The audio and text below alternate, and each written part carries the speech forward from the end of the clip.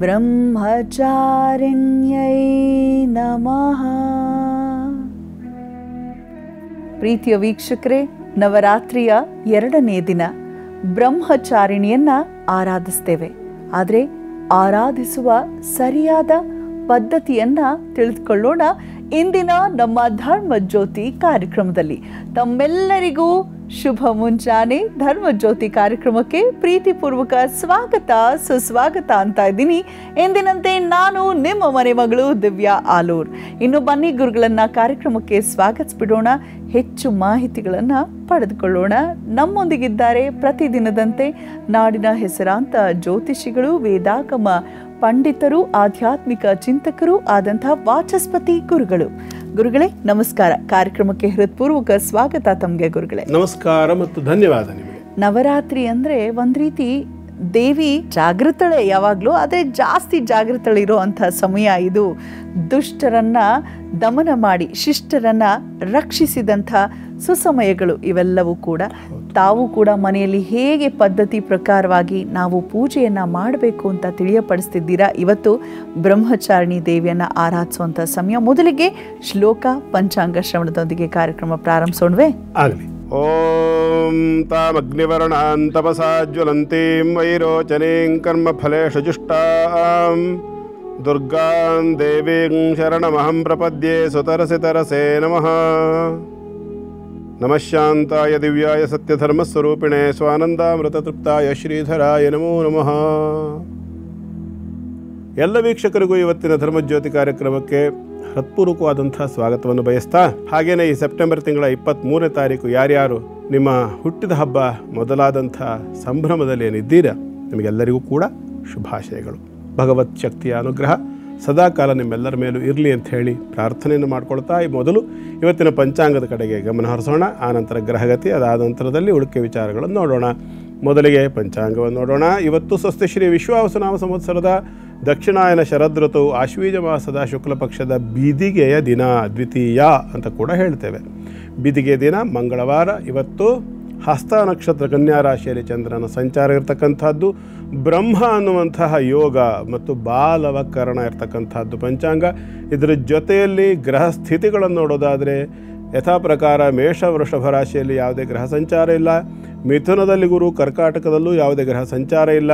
ಸಿಂಹರಾಶಿಯಲ್ಲಿ ಶುಕ್ರಕೇತು, ಕನ್ಯಾ ರಾಶಿಯಲ್ಲಿ ರವಿ, ಬುಧ ಮತ್ತು ಚಂದ್ರ, ತುಲಾ ರಾಶಿಯಲ್ಲಿ ಮಂಗಳ, ವೃಶ್ಚಿಕ ಧನು ಮಕರ ರಾಶಿಯಲ್ಲಿ ಯಾವುದೇ ಗ್ರಹ ಸಂಚಾರ ಇಲ್ಲ. ಕುಂಭದಲ್ಲಿ ರಾಹು ಮತ್ತು ಮೀನದಲ್ಲಿ ಶನೇಶ್ವರ ಇರತಕ್ಕಂಥದ್ದು ಇವತ್ತಿನ ಇದು ಗ್ರಹಸ್ಥಿತಿ. ಇದರ ಜೊತೆಯಲ್ಲಿ ಇವತ್ತು 2ನೆಯ ದಿನದ ಪೂಜೆ, ನವರಾತ್ರಿಯ ಆಚರಣೆ ಆಗ್ತಕ್ಕಂಥದ್ದು. ನಾನು ಮೊದಲು ಕೂಡ ಹೇಳಿದ್ದೀನಿ, ವಿಷ್ಣುಮಾಯ, ದೇವಜಾತ, ಮಹಿಷಮರ್ದಿನಿ ಇತ್ಯಾದಿ ಹೆಸರಿನಲ್ಲಿ ಕೂಡ ಕೆಲವು ಕಡೆಯಲ್ಲಿ ಆರ್ಯ, ಕುಮಾರಿ, ಭಗವತಿ ಈ ರೀತಿಯ ಹೆಸರುಗಳಲ್ಲಿ, ಮಹಿಷಮರ್ದಿನಿ, ಶಾರದಾ, ಲಲಿತಾ ಇತ್ಯಾದಿ ಹೆಸರುಗಳಲ್ಲಿ, ಮತ್ತು ಕೆಲವು ಕಡೆಗಳಲ್ಲಿ ಶೈಲಪುತ್ರಿ, ಬ್ರಹ್ಮಚಾರಿಣಿ, ಚಂದ್ರಘಂಟ ಇತ್ಯಾದಿ ಹೆಸರುಗಳಲ್ಲಿ ದೇವಿ ಆರಾಧನೆ ಅಂತಕ್ಕಂಥದ್ದು ನಡೆಯುತ್ತೆ.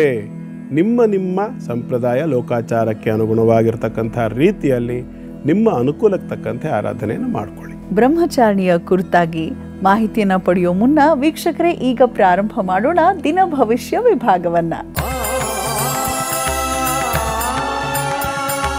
ಗುರುಗಳೇ, ಮೇಷ ರಾಶಿಯಿಂದ ಮೊದಲುಗೊಂಡು 12 ರಾಶಿಯವರೆಗೂ ಕೂಡ ಈ ದಿನ ಹೇಗಿದೆ ದಯಮಾಡಿ ತಿಳಿಸಿ. ಮೊದಲಿಗೆ ಮೇಷರಾಶಿ. ಮೇಷರಾಶಿಯವರಿಗೆ ಇವತ್ತಿನ ದಿನ ಚೆನ್ನಾಗಿದೆ. ಕಾರಣ ಹಸ್ತ ನಕ್ಷತ್ರಕ್ಕೆ ಚಂದ್ರನ ಪ್ರವೇಶ ಆಗಿರೋದ್ರಿಂದ, ಚಂದ್ರ ಸಂಪೂರ್ಣ ಉದಯವಾಗಿದ್ದಾನೆ, ಚತುರ್ಥಾಧಿಪತಿಯಾಗಿರೋದ್ರಿಂದ ನಿಮಗೆ ಶನೈಶ್ಚರನ ದೃಷ್ಟಿ, ಲಾಭ ಮತ್ತು ಕರ್ಮಾಧಿಪತಿಯ ದೃಷ್ಟಿ ಆಗಿರೋದ್ರಿಂದ ಕೆಲಸದಲ್ಲಿ ಪ್ರಮೋಷನ್ ಇತ್ಯಾದಿಗಳನ್ನು ಪ್ರಯತ್ನ ಮಾಡ್ತಕ್ಕಂಥವರಿಗೆ, ಇನ್ಕ್ರಿಮೆಂಟು ಅಥವಾ ಬೋನಸ್ ಇತ್ಯಾದಿಗಳಿಗೆ ಪ್ರಯತ್ನ ಪಡ್ತಾ ಇರತಕ್ಕಂಥವರಿಗೆಲ್ಲರಿಗೂ ಕೂಡ ಇವತ್ತಿನ ದಿನ ತಕ್ಕ ಮಟ್ಟಿಗೆ ಉತ್ತಮವಾಗಿದೆ. ಆ ಪ್ರಯತ್ನಗಳನ್ನು ಮುಂದುವರಿಸೋದ್ರ ಜೊತೆಯಲ್ಲಿ ದೇವಿಯನ್ನು ಆರಾಧನೆ ಮಾಡಿಕೊಳ್ಳಿ. ಕಾರಣ ಚಂದ್ರ ಇರತಕ್ಕಂಥದ್ದು ವಿಷ್ಣು ಸೂಚಕವಾಗಿರ್ತಕ್ಕಂಥ ಬುಧನ ಮನೆಯಲ್ಲಿ ಪಾಲನಕರ್ತ. ಹಾಗಾಗಿ ಮಹಾಲಕ್ಷ್ಮಿಯನ್ನು ಆರಾಧನೆ ಮಾಡಿಕೊಳ್ಳಿ, ಶುಭವಾಗಲಿ. ಮುಂದಿನದು ವೃಷಭ ರಾಶಿ. ವೃಷಭ ರಾಶಿಯವರಿಗೆ ಇವತ್ತಿನ ದಿನ ಚೆನ್ನಾಗಿದೆ. ಪಂಚಮ ಭಾವದಲ್ಲಿರ್ತಕ್ಕಂಥ ನೈಪುಣ್ಯ ಯೋಗದ ಫಲ, ಜೊತೆಯಲ್ಲಿ ಶುದ್ಧನಾಗಿರ್ತಕ್ಕಂಥ ಚಂದ್ರ ಕೂಡ ಇದ್ದಾನೆ, ತೃತೀಯಾಧಿಪತಿ ಅವನು ನಿಮಗೆ, ಮತ್ತು ಗುರುಬಲ ಕೂಡ ಇದೆ. ಹಾಗಾಗಿ ಎಲ್ಲ ರೀತಿಯಲ್ಲೂ ಕೂಡ ಉತ್ತಮವಾಗಿರತಕ್ಕಂಥ ದಿನ. ಎಲ್ಲ ಕೆಲಸ ಕಾರ್ಯಗಳನ್ನು ನೆಮ್ಮದಿಯಿಂದ ನಿರ್ವಹಣೆ ಮಾಡ್ಕೊಂಡು ಹೋಗಿ. ಸ್ವಲ್ಪ ಮಟ್ಟಿಗೆ ವಿದ್ಯಾರ್ಥಿಗಳಿಗೆ ಕಸಿವಿಸಿಯ ವಾತಾವರಣ, ಶಾಲಾ ಕಾಲೇಜುಗಳಲ್ಲಿ ಒಂಥರ ಪೂರಕವಾಗಿರ್ತಕ್ಕಂಥ ವಾತಾವರಣ ಕಾಣಿಸೋದಿಲ್ಲ. ಸ್ವಲ್ಪ ಮಟ್ಟಿನ ಚಾಂಚಲ್ಯವನ್ನು ಊಹಿಸಬಹುದಾಗಿರುತ್ತೆ. ಅದು ಅಲ್ಲದೆ ಸ್ವಲ್ಪ ಜೊತೆಯಲ್ಲಿ ಸಹಪಾಠಿಗಳೇನಿರ್ತಾರೆ ಅವರಿಂದ ಸ್ವಲ್ಪ ಮಟ್ಟಿನ ಕುಮ್ಮಕ್ಕೋ ಅಥವಾ ಇನ್ಯಾವುದೋ ಒಂದು ರೀತಿಯಲ್ಲಿ ವಿದ್ಯಾಭ್ಯಾಸದ ಕಡೆ ಗಮನ ಕಡಿಮೆ ಆಗ್ತಕ್ಕಂಥ ಲಕ್ಷಣ ಕಾಣುತ್ತೆ. ಆ ಕೆಲಸ ಮಾಡೋಕ್ಕೆ ದಯವಿಟ್ಟು ಹೋಗಬೇಡಿ. ಯಾಕೆ ಅಂತಂದರೆ ವಿದ್ಯಾಭ್ಯಾಸ ಅಂತಕ್ಕಂಥದ್ದು ಜೀವನಕ್ಕೆ ಒಂದು ದೊಡ್ಡ ಬಿಲ್ಡಿಂಗಿಗೆ ಹೇಗೆ ಫೌಂಡೇಶನ್ ಇರ್ತದೆಯಲ್ಲ, ಹಾಗೆ ವಿದ್ಯಾಭ್ಯಾಸ ಅಂತಕ್ಕಂಥದ್ದು ಜೀವನಕ್ಕೊಂದು ಮುಖ್ಯವಾದ ಫೌಂಡೇಶನ್. ಹಾಗಾಗಿ ಅದೇ ಇಲ್ಲ ಅಂತಂದರೆ ಬಿಲ್ಡಿಂಗ್ ನಿಲ್ಲೋಲ್ಲ, ಜೀವನ ನಿಲ್ಲಿಸ್ಕೊಳ್ಳೋದು ಕಷ್ಟ. ಹಾಗಾಗಿ ಚೆನ್ನಾಗಿ ವಿದ್ಯಾಭ್ಯಾಸವನ್ನು ಮಾಡಿಕೊಳ್ಳಿ, ಸರಸ್ವತಿಯನ್ನು ಆರಾಧನೆ ಮಾಡಿ. ಶುಭವಾಗಲಿ ಮುಂದೆಂದು ಮಿಥುನ ರಾಶಿ. ಮಿಥುನ ರಾಶಿಯವರಿಗೆ ಇವತ್ತು ಸ್ವಲ್ಪ ಬೇಸರ ಆಗಬಹುದು. ತಾಯಿಯ ಆರೋಗ್ಯದ ವಿಚಾರದಲ್ಲಿ ಸ್ವಲ್ಪ ವ್ಯತ್ಯಾಸಗಳನ್ನು ಕೂಡ ಊಹಿಸಬಹುದಾಗಿರುತ್ತೆ. ಚತುರ್ಥಾಧಿಪತಿ ರಾಶಿಯಲ್ಲಿದ್ದರೂ ಕೂಡ ಅದಕ್ಕೆ ಯಾವುದೇ ರೀತಿಯಾಗಿರ್ತಕ್ಕಂಥ ಶುಭ ಸ್ಥಿತಿ ಅಂತಕ್ಕಂಥದ್ದು ಕಾಣೋದಿಲ್ಲ. ಪಂಚಮದಲ್ಲಿರ್ತಕ್ಕಂಥ ಮಂಗಳ ಕೂಡ ಸ್ವಲ್ಪ ಮಟ್ಟಿಗೆ ಕಿರಿಕಿರಿಯನ್ನು ಉಂಟು ಮಾಡ್ತಾನೆ. ಪುಣ್ಯ ಕಾರ್ಯಗಳಲ್ಲಿ, ಯತ್ನ ಕಾರ್ಯಗಳಲ್ಲಿ ವಿಘ್ನವಾಗ್ತಕ್ಕಂಥದ್ದು, ಸತ್ಕಾರ್ಯಗಳನ್ನು ಮಾಡ್ತಕ್ಕಂಥ ಸಂದರ್ಭದಲ್ಲಿ ಆಸಕ್ತಿ ಬರದೇ ಇರತಕ್ಕಂಥದ್ದು, ಭಾಗ್ಯದಲ್ಲಿ ರಾಹು ಇರೋದರಿಂದ ತಂದೆಯ ಬಗ್ಗೆ ಸ್ವಲ್ಪ ಚಿಂತೆ ಇತ್ಯಾದಿಗಳು ಬರ್ತಕ್ಕಂಥದ್ದು ಎಲ್ಲವೂ ಕೂಡ ಊಹಿಸಬಹುದಾಗಿರುತ್ತೆ. ಆದರೆ ಭಾಗ್ಯಾಧಿಪತಿ ಆಗಿರತಕ್ಕಂಥ ಶನೇಶ್ವರ ಕರ್ಮಸ್ಥಾನದಲ್ಲಿ ಶುಭ ಸ್ಥಿತಿಯಲ್ಲಿ ಇರೋದರಿಂದ ತಂದೆಯ ವಿಚಾರದಲ್ಲಿ ತಲೆ ಕೆಡಿಸ್ಕೊಳ್ಬೇಕಾದಂಥ ಅನಿವಾರ್ಯತೆ ಕಾಣೋದಿಲ್ಲ. ಹಾಗಾಗಿ ಯೋಚನೆ ಮಾಡಬೇಡಿ. ಇನ್ನೂ ಅಷ್ಟು ನಿಮಗೆ ಭಯ ಇದೆ ಹೇಳಾದರೆ ಮೃತ್ಯುಂಜಯನ ಆರಾಧನೆ, ಸ್ತೋತ್ರಾದಿಗಳನ್ನು ಹೇಳ್ಕೊಳ್ಳಿ. ಶುಭವಾಗಲಿ ಮುಂದಿಂದು ಕರ್ಕಾಟಕ ರಾಶಿ. ಕರ್ಕಾಟಕ ರಾಶಿಯವರಿಗೆ ಇವತ್ತಿನ ದಿನ ಚೆನ್ನಾಗಿದೆ. ಕಾರಣ ಏನು ಅಂತಂದರೆ ನಿಮ್ಮ ರಾಶ್ಯಾಧಿಪತಿ ಆಗಿರತಕ್ಕಂತಹ ಚಂದ್ರ 3ನೇ ರಾಶಿಯಲ್ಲಿ ಶುಭ ಸ್ಥಿತಿಯಲ್ಲಿ ವಿಷ್ಣು ನಕ್ಷತ್ರದಲ್ಲಿರ್ತಕ್ಕಂಥದ್ದು ಮತ್ತು ವಿಷ್ಣು ಸಂಬಂಧ ಸೂಚಕವಾಗಿರ್ತಕ್ಕಂತಹ ಬುಧನ ಜೊತೆಯಲ್ಲಿ, ಬುಧ ಯಾರು ಚಂದ್ರನಿಗೆ? ಮಗನೇ. ಹಾಗಾಗಿ ಮಗನ ಮನೆಯಲ್ಲಿ ಅಪ್ಪ ಇರ್ತಕ್ಕಂಥ ಒಂದು ಸ್ಥಿತಿ. ಮಗನ ಮನೆಯಲ್ಲಿ ಅಪ್ಪ ಇದ್ದರೆ 2 ಥರದ ಮನಸ್ಥಿತಿ. ಒಂದು ಕಡೆಗೆ ಮಗನ ಜೊತೆಯಲ್ಲಿ ಒಂದು ವಿಶ್ವಾಸ ಅಂತಕ್ಕಂಥದ್ದು ಇದ್ದರೆ, ಪ್ರೀತಿ ವಿಶ್ವಾಸ ಇದ್ದರೆ ಖುಷಿ ಇರುತ್ತೆ. ಯಾವಾಗ ತಂದೆ ಮಕ್ಕಳ ಮಧ್ಯದಲ್ಲಿ ಒಂದು ಥರದ ವಾತಾವರಣ, ಒಳಗಡೆ ಕೋಲ್ಡ್ ವಾರು, ಒಳಗಡೆ ಜ್ವಾಲಾಮುಖಿ ಇದ್ದರೆ ಮಾತ್ರ ಅಲ್ಲಿ ನೆಮ್ಮದಿ ಅಂತಕ್ಕಂಥದ್ದು ಇರೋದಿಲ್ಲ ಅಲ್ವಾ? ಹಾಗಾಗಿ ಇಲ್ಲಿ ಮುಖ್ಯವಾಗಿ ಮನಸ್ಸೇ ಕಾರಣ. ಮಾನಸಿಕವಾಗಿರತಕ್ಕಂಥ ತುಮುಲ, ದ್ವಂದ್ವ ಅಥವಾ ಒಂಥರ ಕಿರಿಕಿರಿ ಇತ್ಯಾದಿಗಳಿದ್ದ ಪಕ್ಷದಲ್ಲಿ ವಿಷ್ಣು ಸಹಸ್ರನಾಮವನ್ನು ಪಠನ ಮಾಡಿಕೊಳ್ಳಿ. ಶುಭವಾಗಲಿ. ಬ್ರಹ್ಮಚಾರಿಣಿಯ ಆರಾಧನೆಯನ್ನು ಹೇಗೆ ಮಾಡಬೇಕು ತಿಳಿಯೋಣ ಧರ್ಮಜ್ಯೋತಿ ಕಾರ್ಯಕ್ರಮದಲ್ಲಿ. ಮತ್ತೊಮ್ಮೆ ತಮ್ಮೆಲ್ಲರಿಗೂ ಪ್ರೀತಿಯ ಸ್ವಾಗತ ಎಂದೆನ್ನುತ್ತಾ, ಗುರುಗಳೇ, ಬ್ರಹ್ಮಚಾರಿಣಿ ಅಂದ ಕೂಡಲೇ ನಮಗೆ ನೆನಪಾಗೋದು ತಾಯಿಯ ಒಂದು ಸ್ವರೂಪವನ್ನು ಹೇಗೆ ನಮ್ಮ ಹಿರಿಯರು ಹೇಳ್ಕೊಟ್ಟಿದ್ದಾರೆ. ಬಲಗೈಯಲ್ಲಿ ಜಪಮಾಲೆ, ಎಡಗೈಯಲ್ಲಿ ಕಮಂಡಲವನ್ನು ಹಿಡಿದಿರ್ತಾಳೆ. ಸ್ವಲ್ಪ ಆಧ್ಯಾತ್ಮಿಕ ಸೆಳೆತ ಉಳ್ಳಂಥವಳಾಗಿರ್ತಾಳೆ. ಆ ದೇವಿಯ ಕುರಿತಾಗಿ ಹೆಚ್ಚು ತಿಳಿಸ್ಕೊಡಿ. ಜೊತೆಗೆ ಹೇಗೆ ನಾವು ಸಂಪ್ರದಾಯಬದ್ಧವಾಗಿ ಅವಳ ಪ್ರಾರ್ಥನೆಯನ್ನು ಮಾಡಿದ್ರೆ ಏನು ಫಲ ಸಿಗತ್ತೆ? ನಾವಿಲ್ಲಿ ಒಂದು ವಿಚಾರವನ್ನು ನೆನಪಿನಲ್ಲಿ ಇಟ್ಕೊಳ್ಳೋಣ. ಏನಂತಂದರೆ ದ್ವಿತೀಯ ರೂಪ, ಇದು 2ನೆಯ ರೂಪ ಬ್ರಹ್ಮಚಾರಿಣಿ ರೂಪ. ಈ ಬ್ರಹ್ಮಚಾರಿಣಿ ರೂಪವನ್ನು ಆರಾಧನೆ ಮಾಡ್ತಕ್ಕಂಥ ಕ್ರಮದಲ್ಲಿ ಬಿಳಿಯ ಬಣ್ಣದ ಎಲ್ಲ ವಸ್ತುಗಳು ಹೆಚ್ಚು ವಿಶೇಷ, ಮುಖ್ಯವಾಗಿರ್ತಕ್ಕಂಥದ್ದು. ನೈವೇದ್ಯದಲ್ಲಿ ತುಪ್ಪ ಮತ್ತು ಹಾಲಿನಿಂದ ಮಾಡಿರ್ತಕ್ಕಂಥ ದ್ರವ್ಯಗಳು ವಿಶೇಷ. ಘಟಸ್ಥಾಪನೆ ಮಾಡಿ ಆರಾಧನೆ ಮಾಡೋದನ್ನು ನಿನ್ನೆ ದಿವಸ ಎಲ್ಲವನ್ನು ಹೇಳ್ಕೊಟ್ಟಿದ್ದೇನೆ. ಹಾಗಾಗಿ ಮತ್ತೆ ಅದನ್ನು ಪುನರಾವೃತ್ತಿ ಇಲ್ಲ. ಅದರಂತೆ ಅವ್ರು ಮಾಡ್ಕೊಂಡ್ರೆ ಆಯಿತು. ಬೇಕು ಅಂದರೆ ಯೂಟ್ಯೂಬ್ನಲ್ಲಿ ಹೇಗೂ NKR TV ಕನ್ನಡ ID-ನಲ್ಲಿ ಹೇಗೂ ಸಿಕ್ಕತ್ತೆ, ನೋಡ್ಕೊಂಡು ಒಂದ್ಸರಿ ಅದರಂತೆ ಮಾಡ್ಕೊಳ್ಳಿ ಅಷ್ಟೇ. ಈಗ ಗುರುಗಳ 2ನೇ ದಿನ ಆಗಿರೋದ್ರಿಂದ ದೇವಿ ಎಲ್ಲೂ ಕೂಡ ಸಂಚಾರ ಇರೋದಿಲ್ಲ ಅಂತ ಹೇಳಲಾಗತ್ತೆ. ಅಂದರೆ ಈ ನವರಾತ್ರಿಗಳಲ್ಲಿ ಪಟ್ಟಕ್ಕೆ ಕೂತಿದ್ದಾಳೆ ದೇವಿ ಅನ್ನೋ ಒಂದು ಮಾತನ್ನು ನಾವು ಎಲ್ಲ ಕಡೆ ಕೇಳ್ತೇವೆ. ಆದರೆ ಒಂದು ಸರಿ ನಾವು ಅಲಂಕಾರ ಮಾಡಿದ ನಂತರ, ಈಗ 2ನೇ ದಿನ ಇವತ್ತು ಬಿಳಿ ಬಟ್ಟೆ ಅಂತ ಏನು ಹೇಳ್ತಾರೆ, ಹಾಕೊಂಡು ಪೂಜೆ ಮಾಡಿದ್ರೆ ಒಳ್ಳೇದು ಅಂತ, ದೇವಿಗೂ ನಾವು ಸೀರೆ ಬದಲಾಯಿಸಬಹುದಾ? ಖಂಡಿತವಾಗಿ ಬದಲಾಯಿಸಬಹುದು, ಏನು ತೊಂದರೆ ಇಲ್ಲ. ಶೇಕ್ ಮಾಡದೇ ಇದ್ರೆ ಆಯಿತು, ಕಲಶ ಅಲುಗಾಡಿಸದೇ ಇದ್ರೆ ಆಯಿತು, ಸ್ಥಾನಾಂತರ ಮಾಡಬಾರ್ದು. ಇನ್ನು ಕೆಲವರು ಏನು ಮಾಡ್ತಾರೆ, ಸೇರ್ಸಕ್ಕೆ ಬೇಕು ಅಂತ ಹೇಳ್ತಾರೆ, ಇನ್ನು ಕೈಯೆಲ್ಲ ಎತ್ತಿಟ್ಕೊಂಡ್ಬಿಟ್ಟು ಇತ್ಯಾದಿಗಳನ್ನೆಲ್ಲ ಸರ್ಕಸ್ ಮಾಡೋವಂಥದ್ದು. ಅದು ಆ ಥರದ ಕೆಲಸಗಳನ್ನು ದಯಮಾಡಿ ಮಾಡಬಾರ್ದು. ಯಾವುದೇ ಕಾರಣಕ್ಕೂ ಘಟ ಅಂತಕ್ಕಂಥದ್ದು ಸ್ಥಾನ ಪಲ್ಲಟ ಆಗಬಾರ್ದು. ಹೂವು ವಸ್ತ್ರಗಳನ್ನು ತೆಗೆದು ಅಲಂಕಾರವನ್ನು ಬದಲು ಮಾಡೋದಕ್ಕೇನು ತೊಂದರೆ ಇಲ್ಲ, ಮಾಡಬಹುದು. ಆದರೆ ಕಲಶ ಸ್ಥಾನ ಪಲ್ಲಟ ಆಗದೇ ಇರುವಂಥ ರೀತಿಯಲ್ಲಿ, ಆ ಒಂದು ಭಂಗವಾಗದೇ ಇರತಕ್ಕಂಥ ರೀತಿಯಲ್ಲಿ ಗಮನ ವಹಿಸಬೇಕು. ಇದು ಬಹಳ ಮುಖ್ಯ. ಇದು ನೆನ್ಪಿಟ್ಕೊಳ್ಳಿ. ನಿನ್ನೆ ದಿವಸ ಶೈಲಪುತ್ರಿ ಆರಾಧನೆ ಬಗ್ಗೆ ಹೇಳಿದ್ದೆ. ಇವತ್ತು ಬ್ರಹ್ಮಚಾರಿಣಿ ಅಂತಂದರೆ ಅದರ ಮುಂದಿನ ಸ್ಥಿತಿಯನ್ನು ನೋಡಬೇಕು. ಶೈಲಪುತ್ರಿಯ ಮುಂದಿನ ಸ್ಥಿತಿ. ಶೈಲಪುತ್ರಿಯ ಮುಂದಿನ ಸ್ಥಿತಿ ಏನು? ಪಾರ್ವತಿಯಾಗಿ ಪರ್ವತರಾಜನಾಗಿರ್ತಕ್ಕಂಥ ಹಿಮವಂತ ಮತ್ತು ಆತನ ಪತ್ನಿಯಾಗಿರ್ತಕ್ಕಂಥ ಮೇನಾದೇವಿಯ ಗರ್ಭದಲ್ಲಿ ಅವಳು ಹುಟ್ಟು ಬರ್ತಾಳೆ. ಅವಳಿಗೆ ಎಷ್ಟು ಹೆಸರುಗಳು? ಬೆಟ್ಟದ ಮಗಳಾಗಿದ್ದರಿಂದ ಅವಳನ್ನು ಗಿರಿಜಾ, ಗಿರಿ ಅಂದರೆ ಪರ್ವತ, ಗಿರಿಜಾ. ಪರ್ವತರಾಜನ ಮಗಳಾಗಿದ್ದರಿಂದ ಪಾರ್ವತಿ ಆಯ್ತಲ್ಲ. ಉಮಾ, ಅಯ್ಯೋ ಬೇಡ. ಉಮಾ ಅಂದರೆ ಸಂಸ್ಕೃತಲ್ಲ ಅಯ್ಯೋ ಬೇಡಮ್ಮ ಅಂತ ಅರ್ಥ. ಉಮಾ ಅಂತಂದರೆ ಅಯ್ಯೋ ಬೇಡಮ್ಮ ಅಂತ ವಾಸ್ತವಾಂಶ. ನಿಜವಾಗಿ ಅದರ ಅರ್ಥ ಮಾಡೋಕ್ಕೆ ಹೋದರೆ ಹೌದಾ ಬೇಡಮ್ಮ ಅನ್ನೋ ಅರ್ಥ ಬರುತ್ತೆ ಉಮಾ ಅಂದರೆ. ಅಂದರೆ ಯಾಕಾಗಿ ಈ ಉಮಾ ಶಬ್ದ ಯಾಕೆ ಬಂತು? ಈ ಬ್ರಹ್ಮಚಾರಿಣಿಗೂ ಉಮಾ ಶಬ್ದಕ್ಕೂ ಬಹಳ ಹತ್ತಿರವಾದ ಸಂಬಂಧ ಇದೆ. ಹಾಗಾಗಿ ಇದನ್ನು ಹೇಳಿದೆ ನಾನು. ಯಾಕೆ? ನಮಗೆ ಗೊತ್ತಿದೆ, ಈಶ್ವರ ತಪಸ್ಸಿಗೆ ಕೂತಿದ್ದ. ಇವಳು ಹುಟ್ಟಿದಾಗಲೇ ಇವಳಿಗೆ ಯಾವಾಗ ತಿಳುವಳಿಕೆ ಅಂತಕ್ಕಂಥದ್ದು ಬಂತೋ ಪಾರ್ವತಿಗೆ, ಆವತ್ತೇ ತಾನು ಶಿವನ ಪತ್ನಿ ಅಂತ ತೀರ್ಮಾನ ಆಗೋಗಿದೆ. ಹಾಗಾಗಿ ಅವಳೇನು ಮಾಡ್ತಾಳೆ, ಬೆಟ್ಟದಲ್ಲಿ ತಪಸ್ಸಿ ಕುಳಿತಿರ್ತಕ್ಕಂಥ ಶಿವನ ಸೇವೆಗಾಗಿ ಬರ್ತಾಳೆ. ಶಿವ ನೋಡಿದಾಗ ಇವಳು ನೋಡಿದಾಗ ಅವಳು ಹೇಳ್ತಾಳೆ, ನಾನು ನಿನ್ನ ಸೇವೆ ಮಾಡೋದಕ್ಕಾಗಿ ಬಂದಿದ್ದೀನಿ ಅಂತಾಳೆ. ಬಹಳ ಅದ್ಭುತವಾಗಿದೆ ಇದು. ಕುಮಾರ ಸಂಭವದಲ್ಲಿ ಕಾಳಿದಾಸ ವರ್ಣನೆ ಮಾಡೋದು ಬಹಳ ಚೆನ್ನಾಗಿದೆ.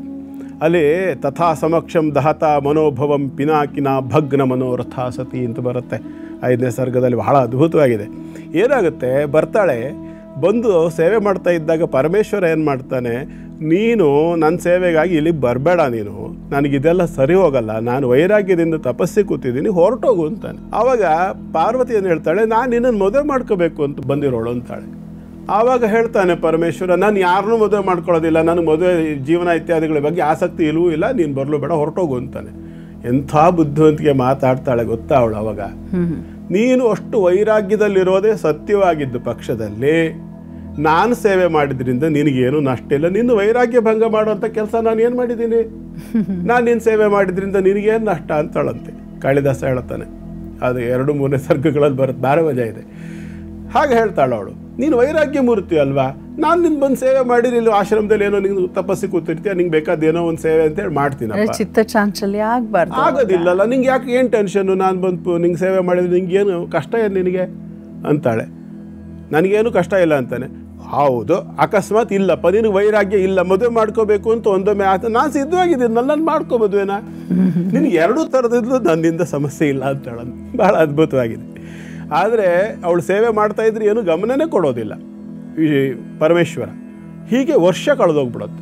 ಆವಾಗ ದೇವತೆಗಳಿಗೆ ಈ ತಾರಕಾಸುರನ ಹಾವಳಿ ಜಾಸ್ತಿ ಆದಾಗ, ಉಪಟಳ ಜಾಸ್ತಿ ಆದಾಗ ಪಾಪ ಅವರಿಗೆ ತುಂಬ ಟೆನ್ಷನ್ ಆಗಿಬಿಡುತ್ತೆ ದೇವೇಂದ್ರಂಗೆ. ಅವನೇನು ಮಾಡ್ತಾನೆ, ಬ್ರಹ್ಮನ ಜೊತೆ ಸಂಭಾಷಣೆ ಮಾಡ್ತಾನೆ. ಪಾರ್ವತಿಯಲ್ಲಿ ಸೇವೆ ಮಾಡ್ತಕ್ಕಂಥ ಸಂದರ್ಭದಲ್ಲಿ ಪರಮೇಶ್ವರನ ಮನಸ್ಸು ಒಂಚೂರು ಕೆಡೋ ಹಾಗೆ ಮಾಡಿ ಅಂತ ಹೇಳ್ತಾನೆ. ಅವನೊಂಚೂರು ಇವಳ ಮೇಲೆ ಆಸಕ್ತಿ ಬರುವಂಥದ್ದು ಏನಾದ್ರು ಮಾಡಬೇಕಲ್ಲ. ಆವಾಗ ಹೋಗಿ ವಿಷ್ಣುವನ್ನು ಪ್ರಾರ್ಥನೆ ಮಾಡಿದಾಗ ಅವನು ಕಾಮದೇವನನ್ನು ಕಳಿಸ್ಕೊಡ್ತಾನೆ ಅಂತ ಬರುತ್ತೆ. ವಸಂತ ಅಂತಕ್ಕಂಥ ಋತುವಿನ ರಾಜ, ಅವನ ಜೊತೆಯಲ್ಲಿ ಕಾಮದೇವ ರತಿ ಇಬ್ಬರನ್ನೂ ಸಹ ಒಟ್ಟುಗೂಡಿಸಿ ಅಲ್ಲಿ ಕಳಿಸ್ಕೊಡ್ತಾನೆ. ಈ ವಸಂತ ಅಲ್ಲಿ ಆ ಜಾಗವನ್ನೆಲ್ಲ ನಳನಳಿಸೋ ಹಾಗೆ ಅರಳೋ ಹಾಗೆ ಮಾಡ್ತಾನೆ. ವಸಂತ ಕಾಲದಲ್ಲಿ ಎಲ್ಲ ಚಿಗುರ್ತದೆಯಲ್ಲ, ಹೂವುಗಳು ಪರಿಮಳ, ಗಂಧ, ಸುವಾಸನೆ ಭರಿತವಾಗಿರ್ತಕ್ಕಂಥ ಗಾಳಿ ಬೀಸೋದು ಇತ್ಯಾದಿಗಳನ್ನೆಲ್ಲ ಸೃಷ್ಟಿ ಮಾಡ್ತಾರೆ ದೇವತೆಗಳು. ಇವಳೊಂದು 12 ವರ್ಷ ವಯಸ್ಸಿನ ಹೆಣ್ಣು ಮಗಳ ರೂಪದಲ್ಲಿ ಇದ್ದಾಳೆ ಅಂತ ಅಂದ್ಕೊಳ್ಳಿ. ಆ ಒಂದು ವಯಸ್ಸು ಅಂತ ಇರಬಹುದು ಪಾರ್ವತಿಗೆ. ವಯಸ್ಸಿನ ಬಗ್ಗೆ ಸ್ವಲ್ಪ ಕೆಲವು ಕಡೆಯಲ್ಲಿ ಬೇರೆ ಬೇರೆ ರೀತಿ ವಯಸ್ಸನ್ನು ಹೇಳಿದ್ದಾರೆ. ಆದರೆ ಒಂದು 12 ವರ್ಷ ಅಂತ ತಗೊಳ್ಳೋಣ. ಆ ವಯಸ್ಸಿನಲ್ಲಿ ಅತ್ಯಂತ ಸುಂದರಿ ಇವಳು ಪಾರ್ವತಿ.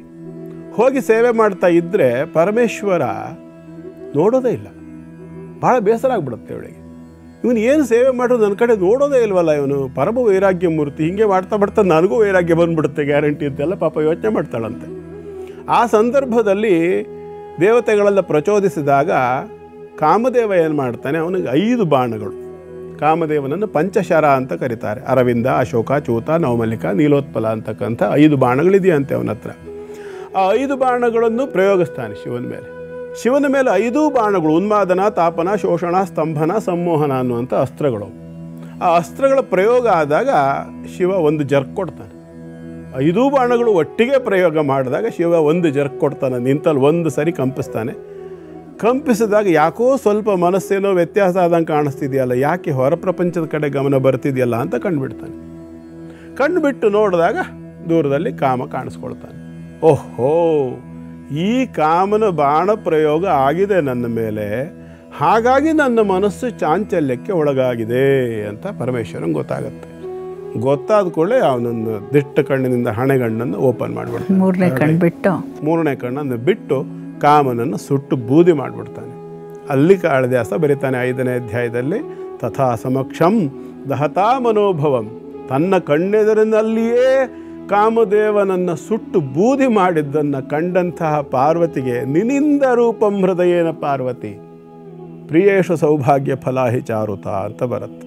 ಏನಾಗಂದರೆ, ನಾನು ಇಷ್ಟು ಇಷ್ಟಪಟ್ಟಿರ್ತಕ್ಕಂತಹ ಪರಮೇಶ್ವರನಿಗೆ ನನ್ನ ಸೌಂದರ್ಯದ ಮೇಲೆ ಸ್ವಲ್ಪವೂ ಆಸೆ ಆಗ್ತಿಲ್ಲ, ನನ್ನ ಮೇಲೆ ಅವನಿಗೆ ಸ್ವಲ್ಪನೂ ಪ್ರೀತಿನೇ ಬರ್ತಿಲ್ಲ ಅಂತೇಳಿ ಆದ್ರ ಮೇಲೆ ನನ್ನ ಈ ಸೌಂದರ್ಯಕ್ಕೆ ಧಿಕ್ಕಾರ ಅಂತೇಳಿ ಅವಳು.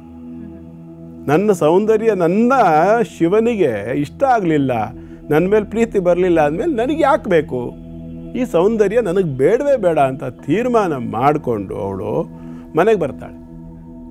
ಮನೆಗೆ ಬಂದವಳು ಯೋಚನೆ ಮಾಡ್ತಾಳೆ, ಏನು ಮಾಡಲಿ, ಈ ಯಶಸ ಕರ್ತು ಅವಂಧ್ಯ ರೂಪತಾಂ ಸಮಾಧಿ ಮಾಸ್ಥಾಯ ತಪೋಭಿರಾತ್ಮನಃ. ಇಲ್ಲಿ ಬರುತ್ತೆ ಬ್ರಹ್ಮಚಾರಿಣಿಯ ಕಲ್ಪನೆ. ಏನಾಗುತ್ತೆ, ಮನೆಗೆ ಬಂದ್ಲು, ಕೂತ್ಕೊಂಡು ಯೋಚನೆ ಮಾಡ್ತಾ ಕೂತ್ಲು. ಯೇಷ ಅಂದರೆ ನಿರ್ಧಾರ ಮಾಡಿದ್ಲಂತೆ, ಏನಂತ, ಕರ್ತುಂ ಅವಂಧ್ಯ ರೂಪತಾಂ, ಈ ಹೊರಗಿನ ರೂಪ ತಾನೇ ಅವನಿಗೆ ಇಷ್ಟ ಆಗದೆ ಇದ್ದಿದ್ದು, ಈ ರೂಪದ ಜೊತೆಗೆ ಒಳಗಿನ ರೂಪ ಅಥವಾ ನನ್ನ ತಪಸ್ವಿ ರೂಪ ಅಂತಕ್ಕಂಥದ್ದನ್ನು ನಾನು ತಗೊಂಡ್ರೆ, ಸಮಾಧಿ ಮಾಸ್ಥಾಯ ತಪೋಭಿ, ಸಮಾಧಿ ಸ್ಥಿತಿಯಲ್ಲಿ ಕೂತ್ಕೊಂಡು ತಪಸ್ಸನ್ನು ಆಚರಣೆ ಮಾಡಿದರೆ ಆವಾಗ ಅವನು ಒಲಿದೆ ಎಲ್ಲಿ ಹೋಗೋಕ್ಕಾಗತ್ತೆ ಅನ್ನೋ ತೀರ್ಮಾನಕ್ಕೆ ಬರ್ತಾಳೆ. ಬ್ರಹ್ಮಚಾರಿಣಿ ರೂಪವನ್ನು ಧಾರಣೆ ಮಾಡ್ತಾಳೆ. ಅರ್ಥಾತ್ ಎಡಗೈಯಲ್ಲೇ ಕಮಂಡಲವನ್ನು ಹಿಡಿತಾಳೆ, ಬ್ರಹ್ಮಚರ್ಯಾಶ್ರಮವನ್ನು ಪ್ರವೇಶ ಮಾಡ್ತಾಳೆ, ಬಲಗೈಲಿ ಜಪಮಾಲೆಯನ್ನು ಹಿಡಿತಾಳೆ, 2 ಜನ ಸಖಿಯರನ್ನು ಕರ್ಕೊಳ್ತಾಳೆ, ಬೆಟ್ಟದ ಮೇಲೆ ಹೋಗ್ತಾಳೆ, ಹೋಗಿಬಿಟ್ಟು ಅಲ್ಲಿ ತಪಸ್ಸಿಗೆ ಕೂರ್ತಾಳೆ. ಹೇಗೆ ತಪಸ್ಸು ಮಾಡ್ತಾಳೆ ಗೊತ್ತಾ?